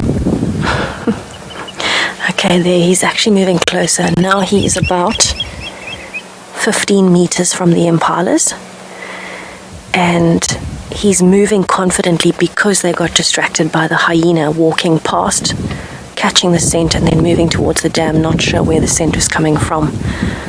There you can see his leg through the brush. Oh, never mind, it's his tail and his hip, it looks like, part of his back. So we're not going to move again. We don't want to compromise him or the impalas, but we can sit here patiently and hope that he moves. So the impalas are literally just off to the right, and they are completely relaxed again because they saw the hyena and the hyena left, so they assumed, okay, the threat is gone.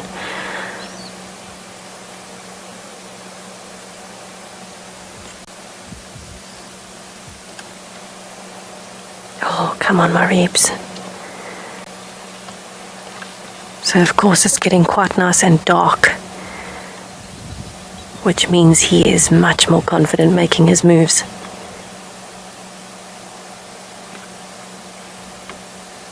And this is actually the trickiest light at the moment because your eyes are adjusting between, you can just see shapes, but you can't see definition.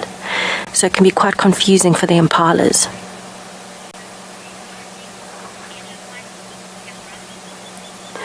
Camera, I am on the edge of my seat as well and ducking so that you can not have my hat in the frame.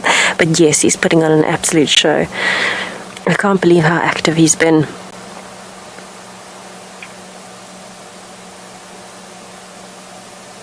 This is very intense stuff.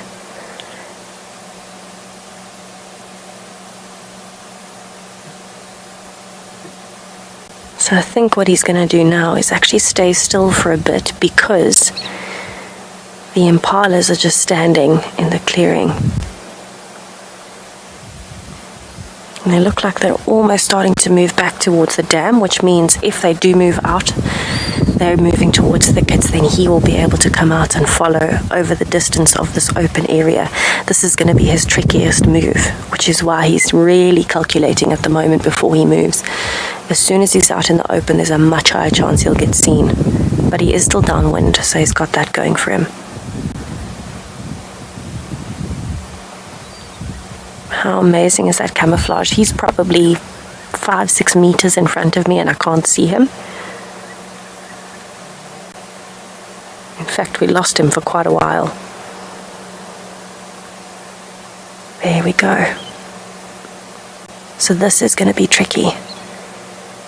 Watch how slowly he's walking. You can see he's starting to stalk. His ears are flattened. He's moving so carefully. And he really wants to make sure that he is going to move quietly through this open area. 2 or 3 steps at a time and then back down.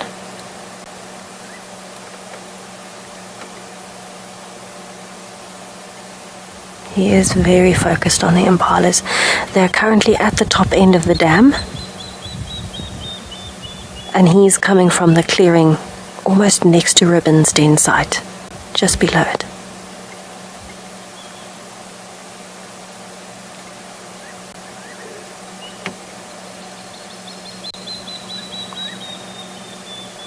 You can see how focused he is.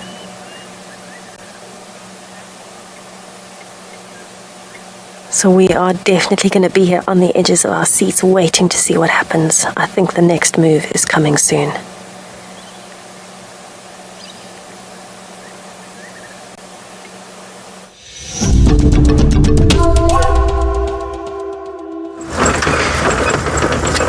So we've got about just over 40 minutes left of this drive, so we're going to try and make full use of that time to try and see if we can't find a last minute cat.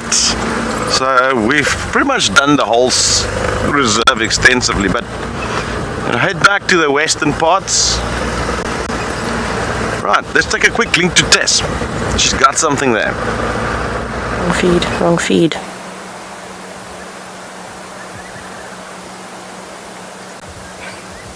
Okay, so Marips has made quite a big move. He's run right across the road. He is now sitting just on the edge of the thickets. I can't see the impalas from where I am. Oh wait, I can see one, just the outline. He is doing phenomenally well. Look how flat he is. That's a full-on leopard crawl.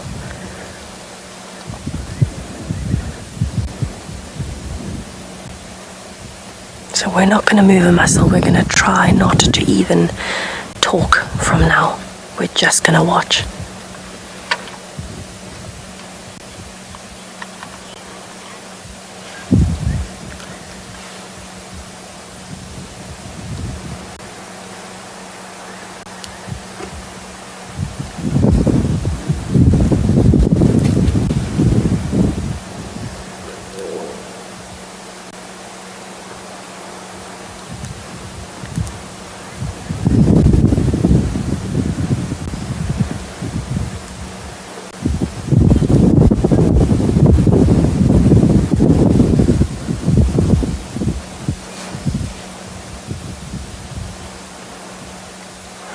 Goodness, my ribs, you are so close now. He is maybe 10 meters, not even 8. Look there, 6 meters I'd say now that I can see in the dark. This is unreal. He is so close. I can't wait to see what happens.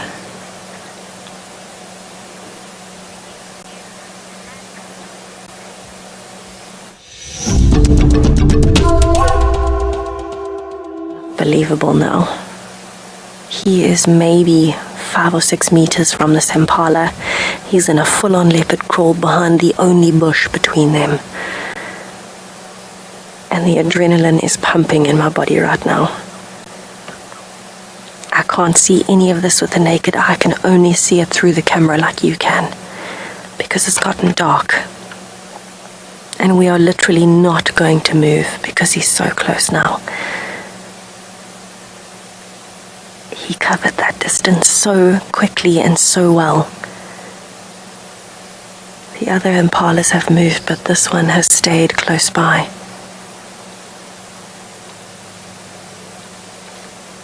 Look at that. It can tell something is up. You can see it's looking quite alert. There's another impala at the edge of the frame. It is staring in the direction of Marib's, but he's downwind. So maybe it kind of thought it heard some movement. But it's not 100% sure. There hasn't been an alarm call yet. So while we're here, let's just watch and listen and take it in. I really hope he manages to come right tonight and get himself an impala ram.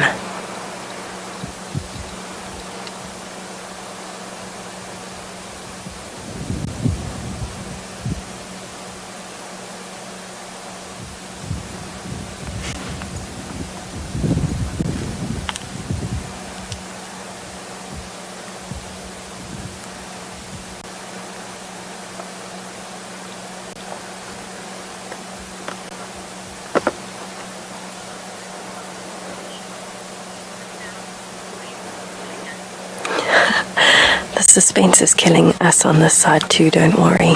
I can't believe we're watching this. I've never seen Maribs like this. He did a full-on, almost stomach on the ground leopard crawl for a few meters just to get up behind that bush. And watch how still he is. He's literally focused on the impala, but listening around him, making sure that a hyena isn't coming back. And of course, the more patient he is in this position, the better it will get. He's so close now, and what often gives an impala disadvantage is right at the end, when they think they've heard something but they can't quite figure out what it is, and they're standing still at attention, they actually come closer to try and figure out what the threat is sometimes. And that's possibly what he's hoping for, that this impala is going to step towards the bush to try and figure out what is there.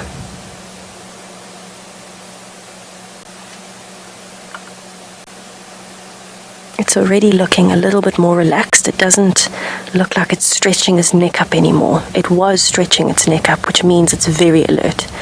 It's still alert, but definitely not craning its neck to see what's happening. It's just moving its ears and staring, still chewing the cud.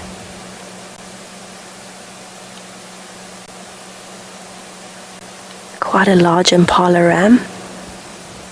A good few years old already. Definitely older than Marib's.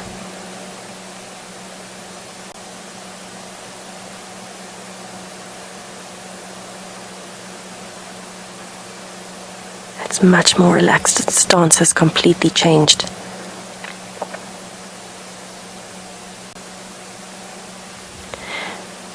This is all happening. Maybe Marib's is about 10 meters from us and the impala is maybe 15, and yet we can't see it with the naked eye. Oh, look at him, perfectly statuesque. He has not moved.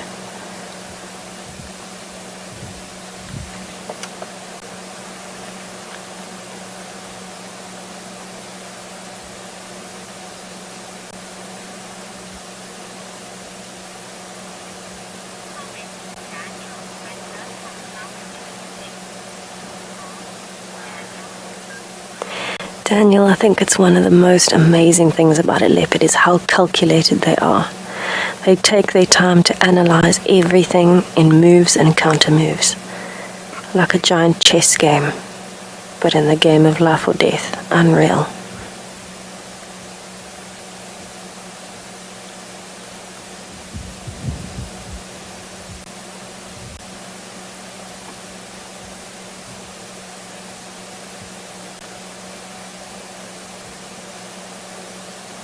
Oh my goodness.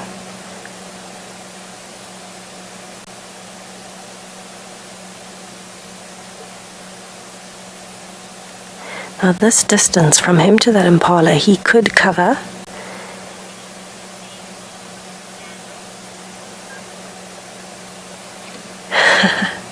Actually, yes, it does look a bit like a standoff, a staring competition. Unfortunately, though, Marib's has the advantage here. That comes from our FC team. They're saying it looks like a standoff. But my ribs could cover this distance if the impala was to drop its head and turn away. He could easily cover that distance in not even 2 seconds. If he put his power into it, he could cover that very quickly. But with the impala looking at him, the impala will be faster if he makes that move. So this standoff might last a while until that impala decides to become distracted again or carry on feeding. I think this is the most still I've ever seen a young leopard's tail. It's flat on the ground. That's quite a first for me. I've seen many leopards hunting, but not in this position. Look at that. Dead still on the ground. He'll even be controlling his breathing at this point because the sound of his breathing could be picked up on by the impalas.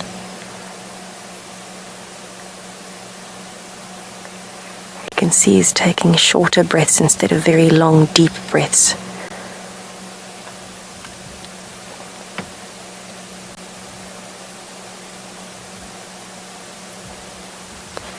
He covered a distance of about 12 meters. In literally a few seconds, he was stalking so quickly as they turned away and got distracted by the hyena.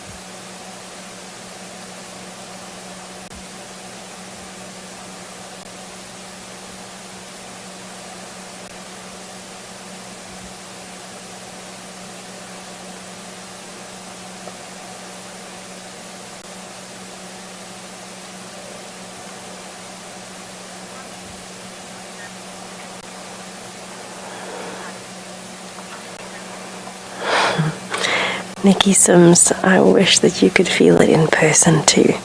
The anticipation and excitement is next level.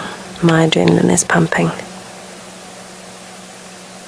And it blows my mind that that impala's instinct is something is wrong, so I'm not going to drop my head. I'm not going to move. That's a massive natural instinct to have. Very important.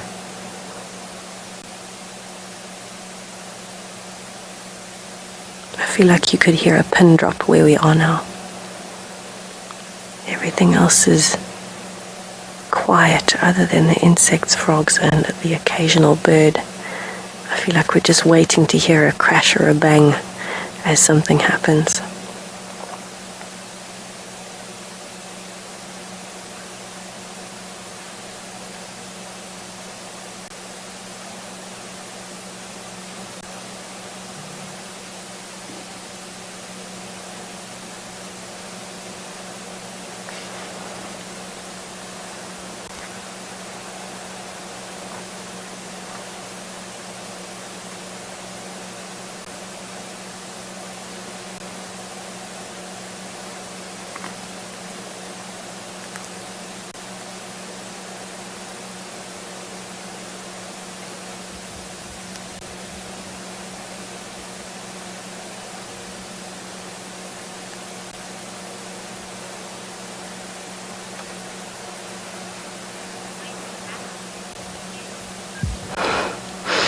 I don't know what's going to happen here, but oh my goodness, I'm excited to see how this unfolds.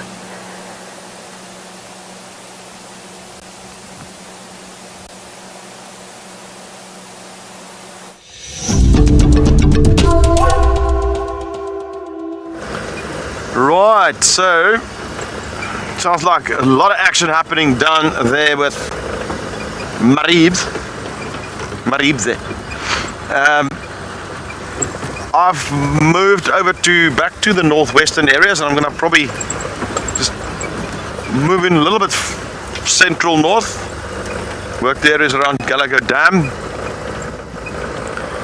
and see if there's not anything there, and probably end up closer to closure of show around Quarantine, if there's not perhaps leopards trying to target some of that impalas that we often see in Quarantine.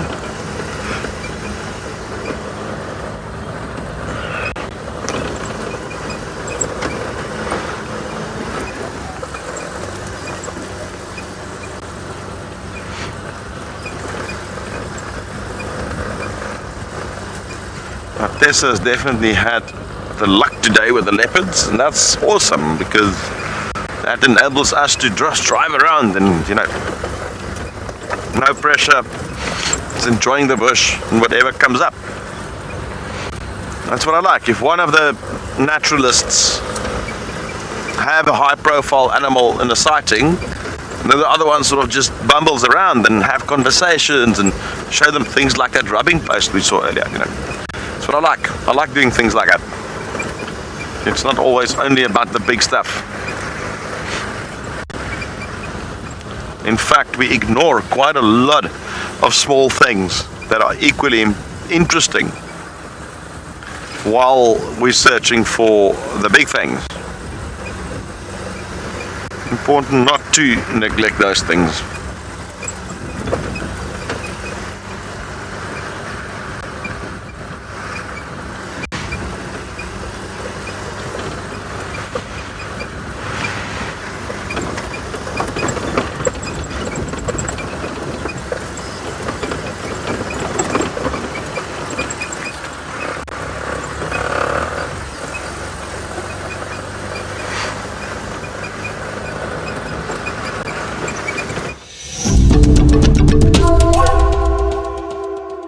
Okay, so we've just had our first alarm call from the impala. You can see he's stretched his neck out again, looking much more alert. Maribs, though, is holding position. He has not moved. Let's watch and see what happens.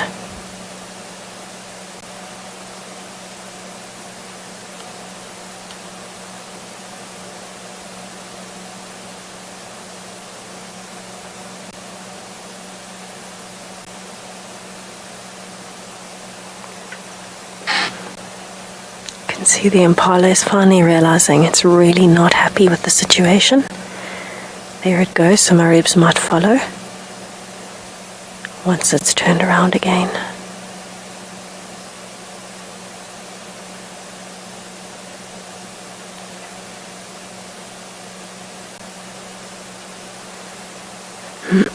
So at this point, the impala can feel something is wrong, but I don't think it can actually see Maribs. I don't think it knows exactly where Maribs is. So that's why Maribs hasn't admitted defeat. Normally, when a leopard knows it's been seen, it admits defeat. But the impala's body language told me that it doesn't actually know exactly where the leopard is. It just feels something is wrong.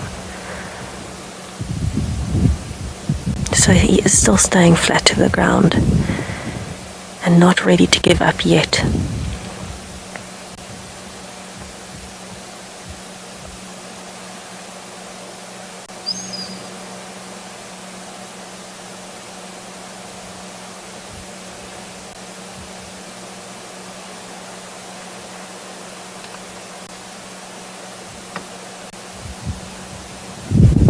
Hardly even moving his ears now.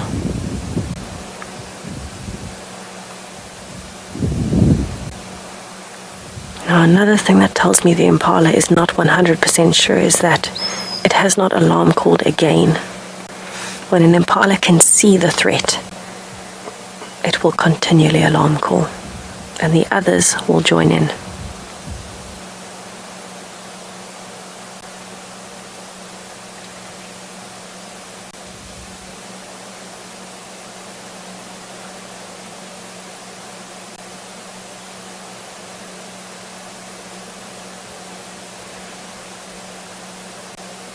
Now this could easily still go Marebs' way if that impala catches up to the rest of the herd, which is the logical thing to do. Move to the right, back towards safety in numbers. Marebs then has the chance to stalk up to the next row of bushes.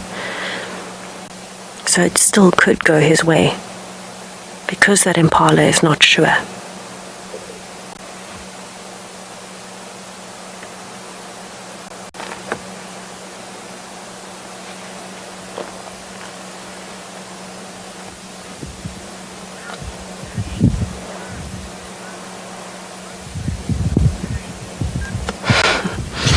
Craig, I hope he goes for it, but when the time is right. At the moment, if he were to move, he would lose the standoff. He would end up without a meal tonight. Or anyway, without this particular meal. So I hope he goes for it, but I hope he does it logically and with patience like he has shown so far.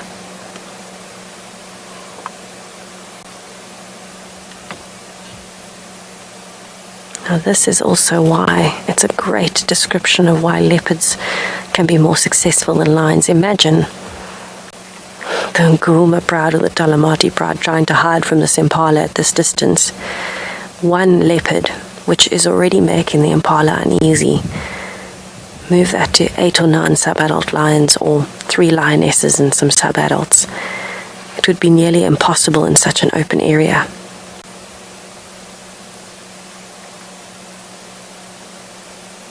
This lone lifestyle that a leopard lives is a massive advantage.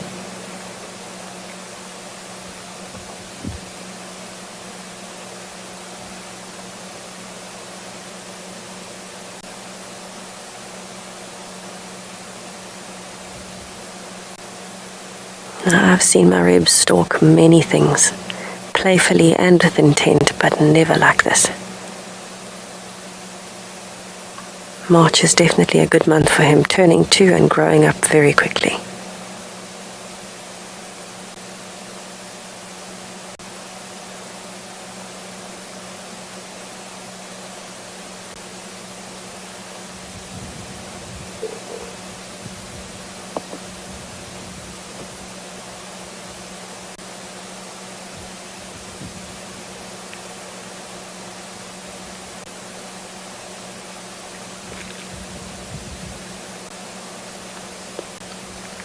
He is not ready to give up. Come so far, had a few setbacks, but still going forward.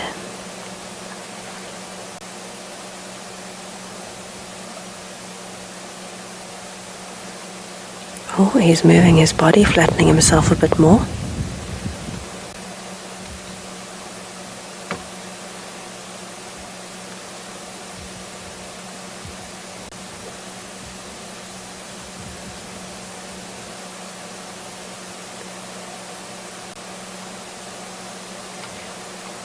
The impala started relaxing again. You can see the body language. He's not craning his neck anymore. He's just standing.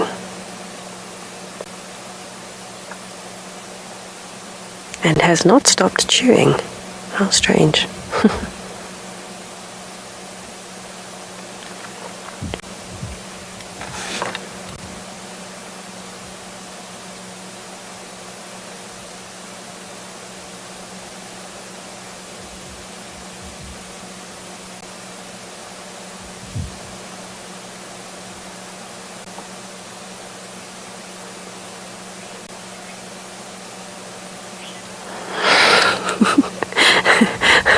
Yes, he is playing with our emotions a bit, isn't he? Every time we think he's about to go for it, he stops and he pauses and he gets spotted, or it's just crazy. It's a bit of a roller coaster at the moment. Oh, what is going on? That's the first time the impala has solidly looked away. Let's Let's see what Mareps is doing. Still lying there, watching intently. You can see his ear moving backwards as well, so something must be moving fairly close to our car. Maybe the hyena or something else that's caught both of their attention, but he is much more focused on the impala.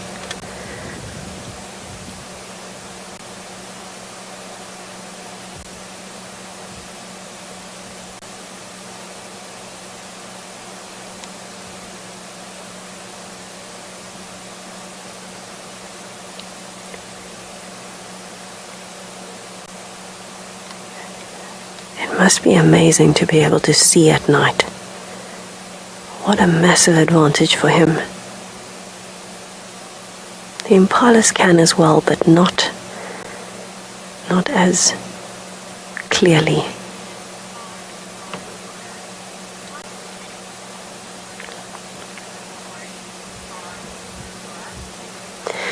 Laura, the impala will still be chewing because it has to chew the cud.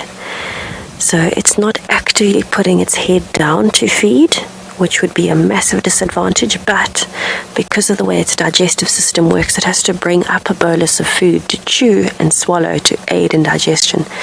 So as much as it's worried, chewing something that's already in its mouth isn't too much of a disadvantage because he's still got to get the energy he needs to continue, which includes fight or flight if something does run at him. So it's a toss-up between the sound of him chewing, distracting from some of the noises around him, and getting the energy that he needs in case he needs to move off very quickly, aiding his digestive system. So you might find, which you probably would have noticed, when he was craning his neck, he wasn't chewing. When he was at his most alert, he wasn't chewing. But as soon as he relaxes the stance, then he carries on chewing again because he's decided, okay, the threat isn't right there. Mareps, are you moving? I wonder if he's getting a bit of a cramp or something. I know he's stalking.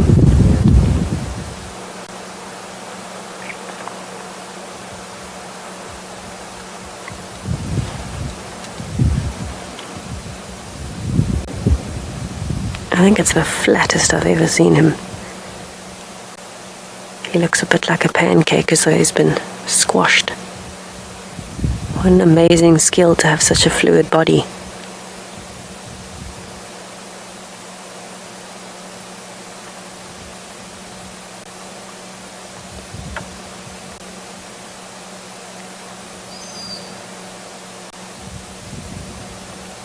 Now the fact that he managed to move his position and the impala did an alarm call means it has no idea exactly where the threat is. This is good. If it was focused on exactly where he was because it knew there was something there, it would have called straight away, seeing the movement.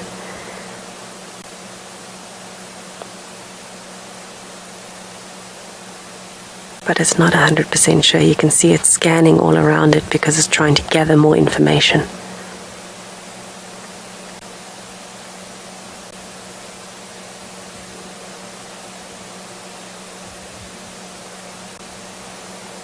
Interestingly enough, Laura, you can see there every now and then it pauses the chewing to listen, like that, and then carries on.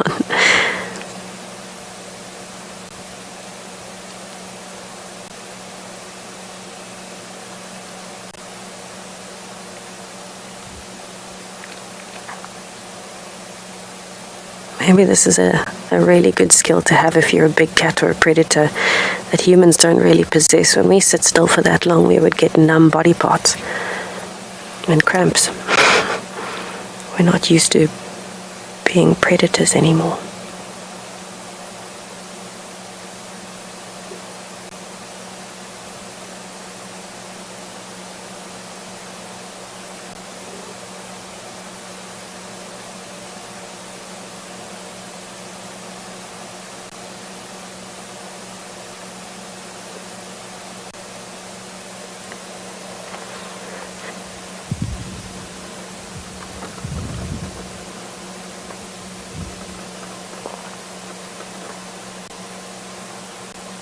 Well, this is once again where patience pays off, not just for him, but for us.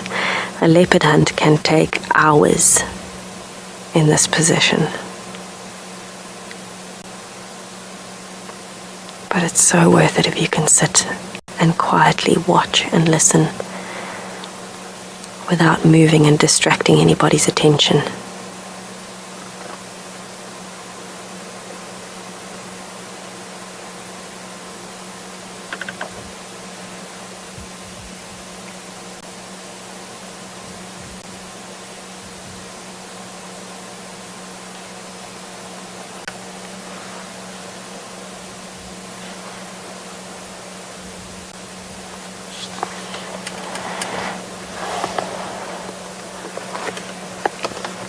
Speaking of numb body parts, I'm repositioning a little bit in my seat.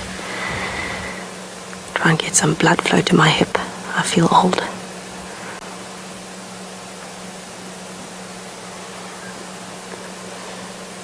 Okay, we are going to be waiting to see what happens with bated breath. This is very exciting stuff.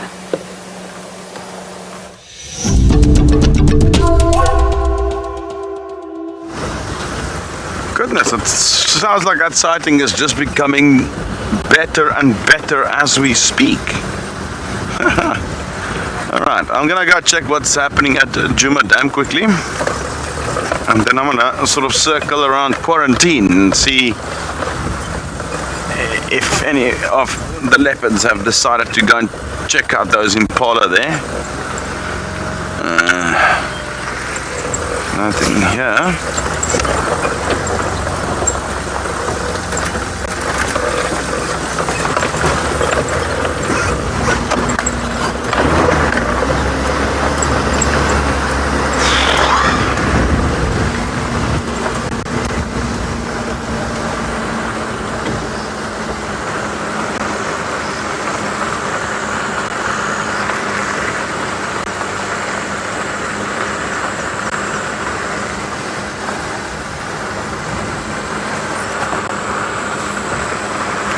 Nothing around at the moment. The dam, I'm not going to even stop here.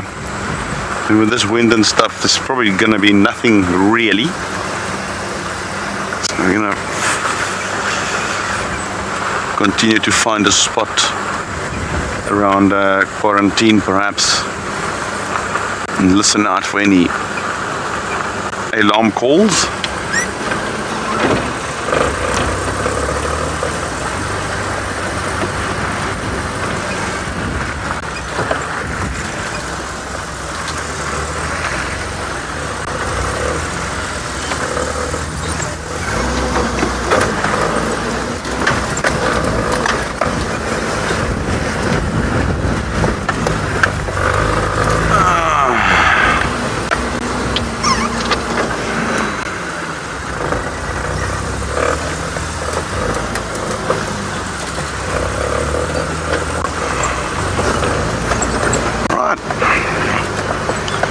Nothing yet. Let's go to Quarantine.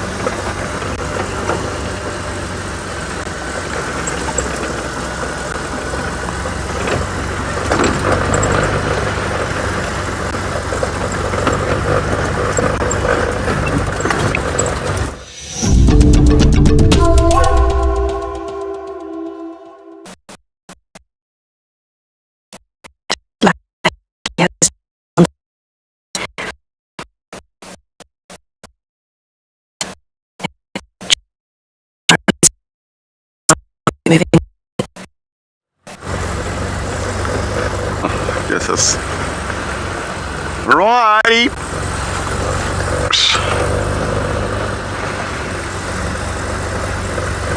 Almost at Quarantine, so sorry about that, guys. There was something in my mouth now. Something that just jumped into my mouth there, an insect or something. Right, we see we've got Tessa back, so let's head over there.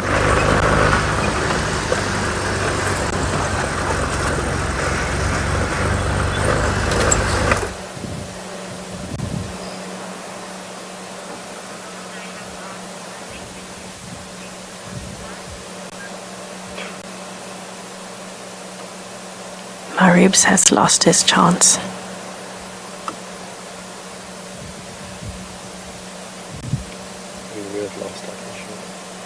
we have lost our visual for now, but I think he is gonna, there we go, he is coming closer. The impala moved back to the herd.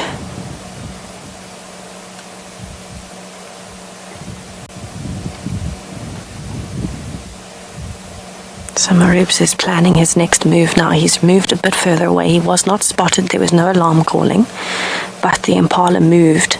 So now he needs to move and try and approach from a different side or find something else.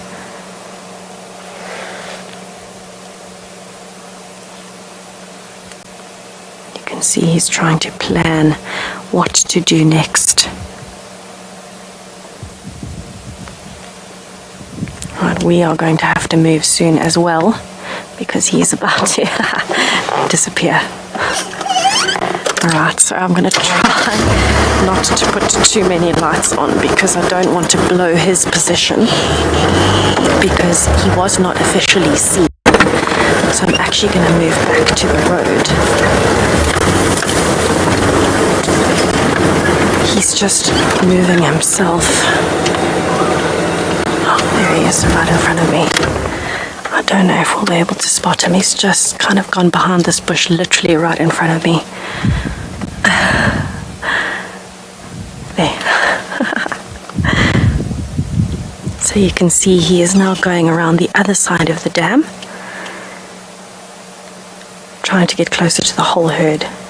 Oh, stopped for a scratch behind the Oni bush, of course, keeping us on our toes. But not moving very carefully, so I don't know if he's maybe given up after all that effort.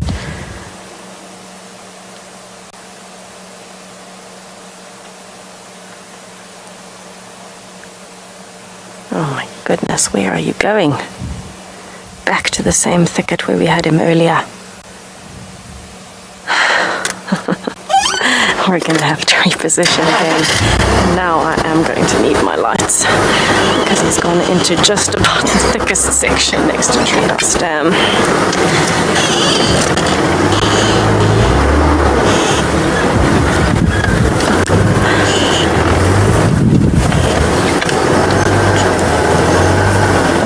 It's so breezy that everything is moving.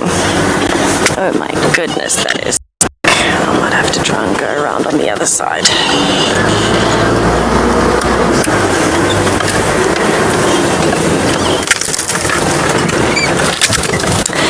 BT, I've often wondered that, and I don't think impalas are, I don't want to say intelligent enough, but I don't think they've put two and two together like hyenas have. Hyenas are the most intelligent predator out here, and I don't think that impalas would be able to say, okay, there's a vehicle here that's standing still for too long, so there must be a leopard. I really don't think that that is the case, because otherwise they would constantly alarm call when a vehicle comes along and they'd be very alert, when a lot of the time we do actually just see them relaxing and feeding. But hyenas, on the other hand, do. So when we off-road and create tracks for a den site, for example, we are particularly careful because, pardon? Well spotted, Morgan, in the road again. Hyenas are very intelligent, so they have noted that when there's a prominent off-roading track and vehicles are present a lot of the time, it means there's another predator, and that means you might get the chance to have a kill stolen. But impalas don't seem to have that link. However, if we are, for example, following Maribs and he's hunting, and the impalas then look up because we are moving and we create a noise and that causes them to look in our direction and spot Maribs, that would be an early warning sign.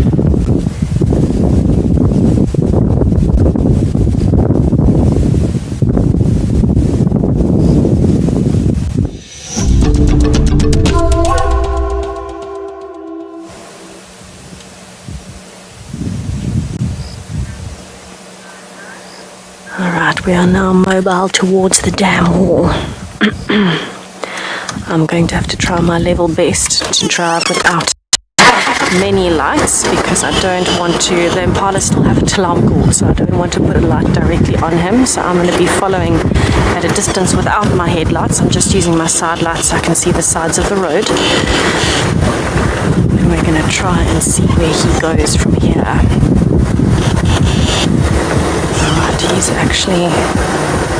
Is that him? Yes, it is him. He's sitting in front of us there.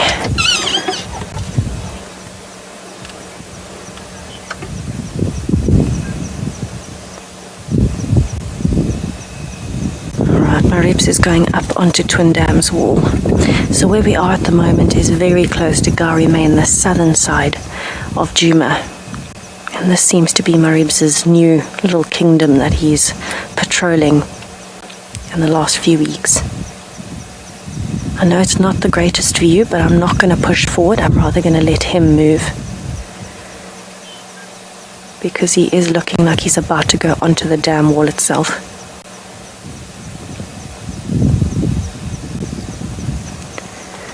I actually can't see where the impalas have gone, so I'm wondering if that impala got left behind by the rest of the herd, and so they've now crossed maybe to the other side of the dam wall, but they were here, so I have a feeling they have moved completely to the other side of the dam, down to the little pan systems, and maybe that's why he's so confidently moving and losing us quite easily in the process. You can see those ears have not stopped moving, so he is still listening, and he can use the dam wall to his advantage if he wants to try again.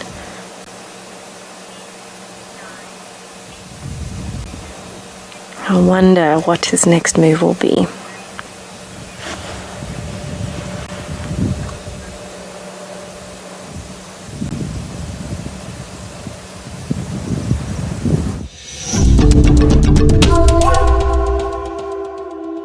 Now this is actually where Maribs should be. There is lots of food for him here. The only problem is it's very open, short grass, so it's going to be firstly quite tricky. Secondly, there's over 100 impala in this herd, and lots of eyes and ears that can detect him, each and everyone looking into different directions.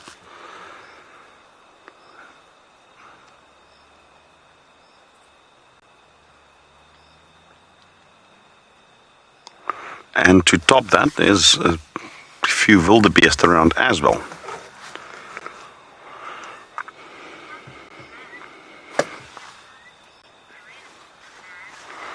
Hi, good evening, Anne. And yeah, mentioning that there's so many impala, yeah.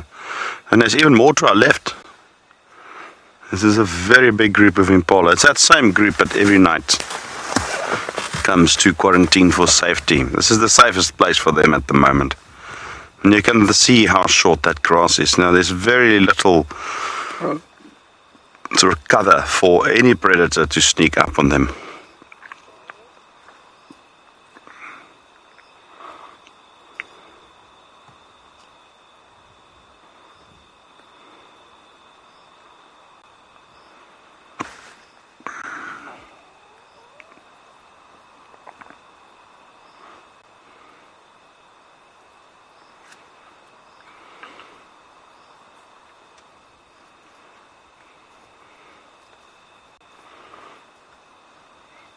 Even though they're not sleeping, they are resting. Quite a few of them are ruminating, so that also calms the brain down to a certain degree, and they do get some brain rest already when they ruminate. They go into somewhat trance-like state, so therefore they also don't need to sleep for long periods. That will be a problem if you have to sleep and a leopard sneaks up on you.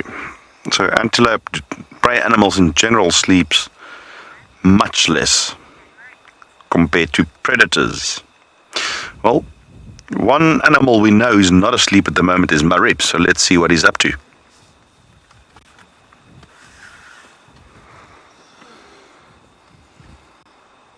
He was there. Okay, you can turn it off. So another update. Maribs has given us a little bit of a slip here. We're trying to find him. He was last lying in that patch of long grass, and then he flattened himself. So I'm not sure if he's still lying there or if possibly he has moved around to the other side of the dam, so it might be worthwhile me pulling a little bit forward just now to see if we can get a view around the side of that bush. I think I'm going to give it a try because we don't have much to lose really, do we? I'm hoping he is going to be on the side. We're going to scan with the infrared, not with the spotlight. Don't know what we're going to get, but we're going to try. Maybe he's on the edge of the water.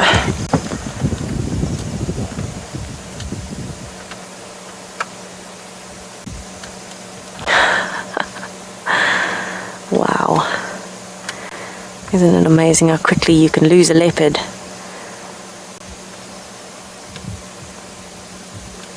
Now I feel like the impala. He's probably watching us and we can't see him.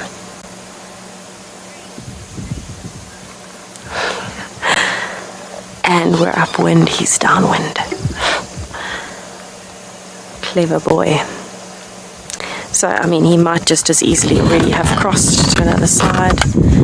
He might already be somewhere else. So I'm having a scan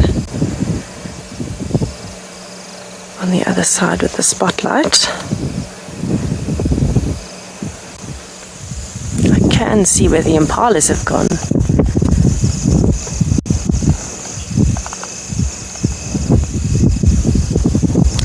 Manitoba girl, he very well could be able to hoist an impala of the size. He is getting quite strong, and so he might actually be able to pull it off. But the impalas are right at the top end of the dam now. It's a bit far for the infrared, unfortunately. But I'm guessing at this size, my ribs would probably be able to carry an impala. So right where you can see the dam curving at the top, the impalas are just behind there. I wouldn't actually be surprised if my ribs is kind of right behind the car or something, knowing him. He might be very close by. So I'm trying to lift myself.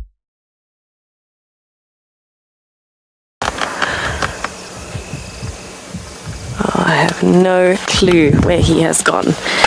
But a very exciting day it has been indeed. It's almost hard to believe that we just watched that happen for the last, I don't even know how long. And yet we still sit in anticipation, waiting to see where he's gone. The impalas are still none the wiser, it seems. They have not alarm called, they have not moved. And so maybe he's just readjusting his position, and he's doing so well that we can't even see him. And what a fantastic day. I don't think we could have gotten any better. I think Morgan was the most excited to see my ribs today, but I don't think either of us predicted that it was going to be him hunting.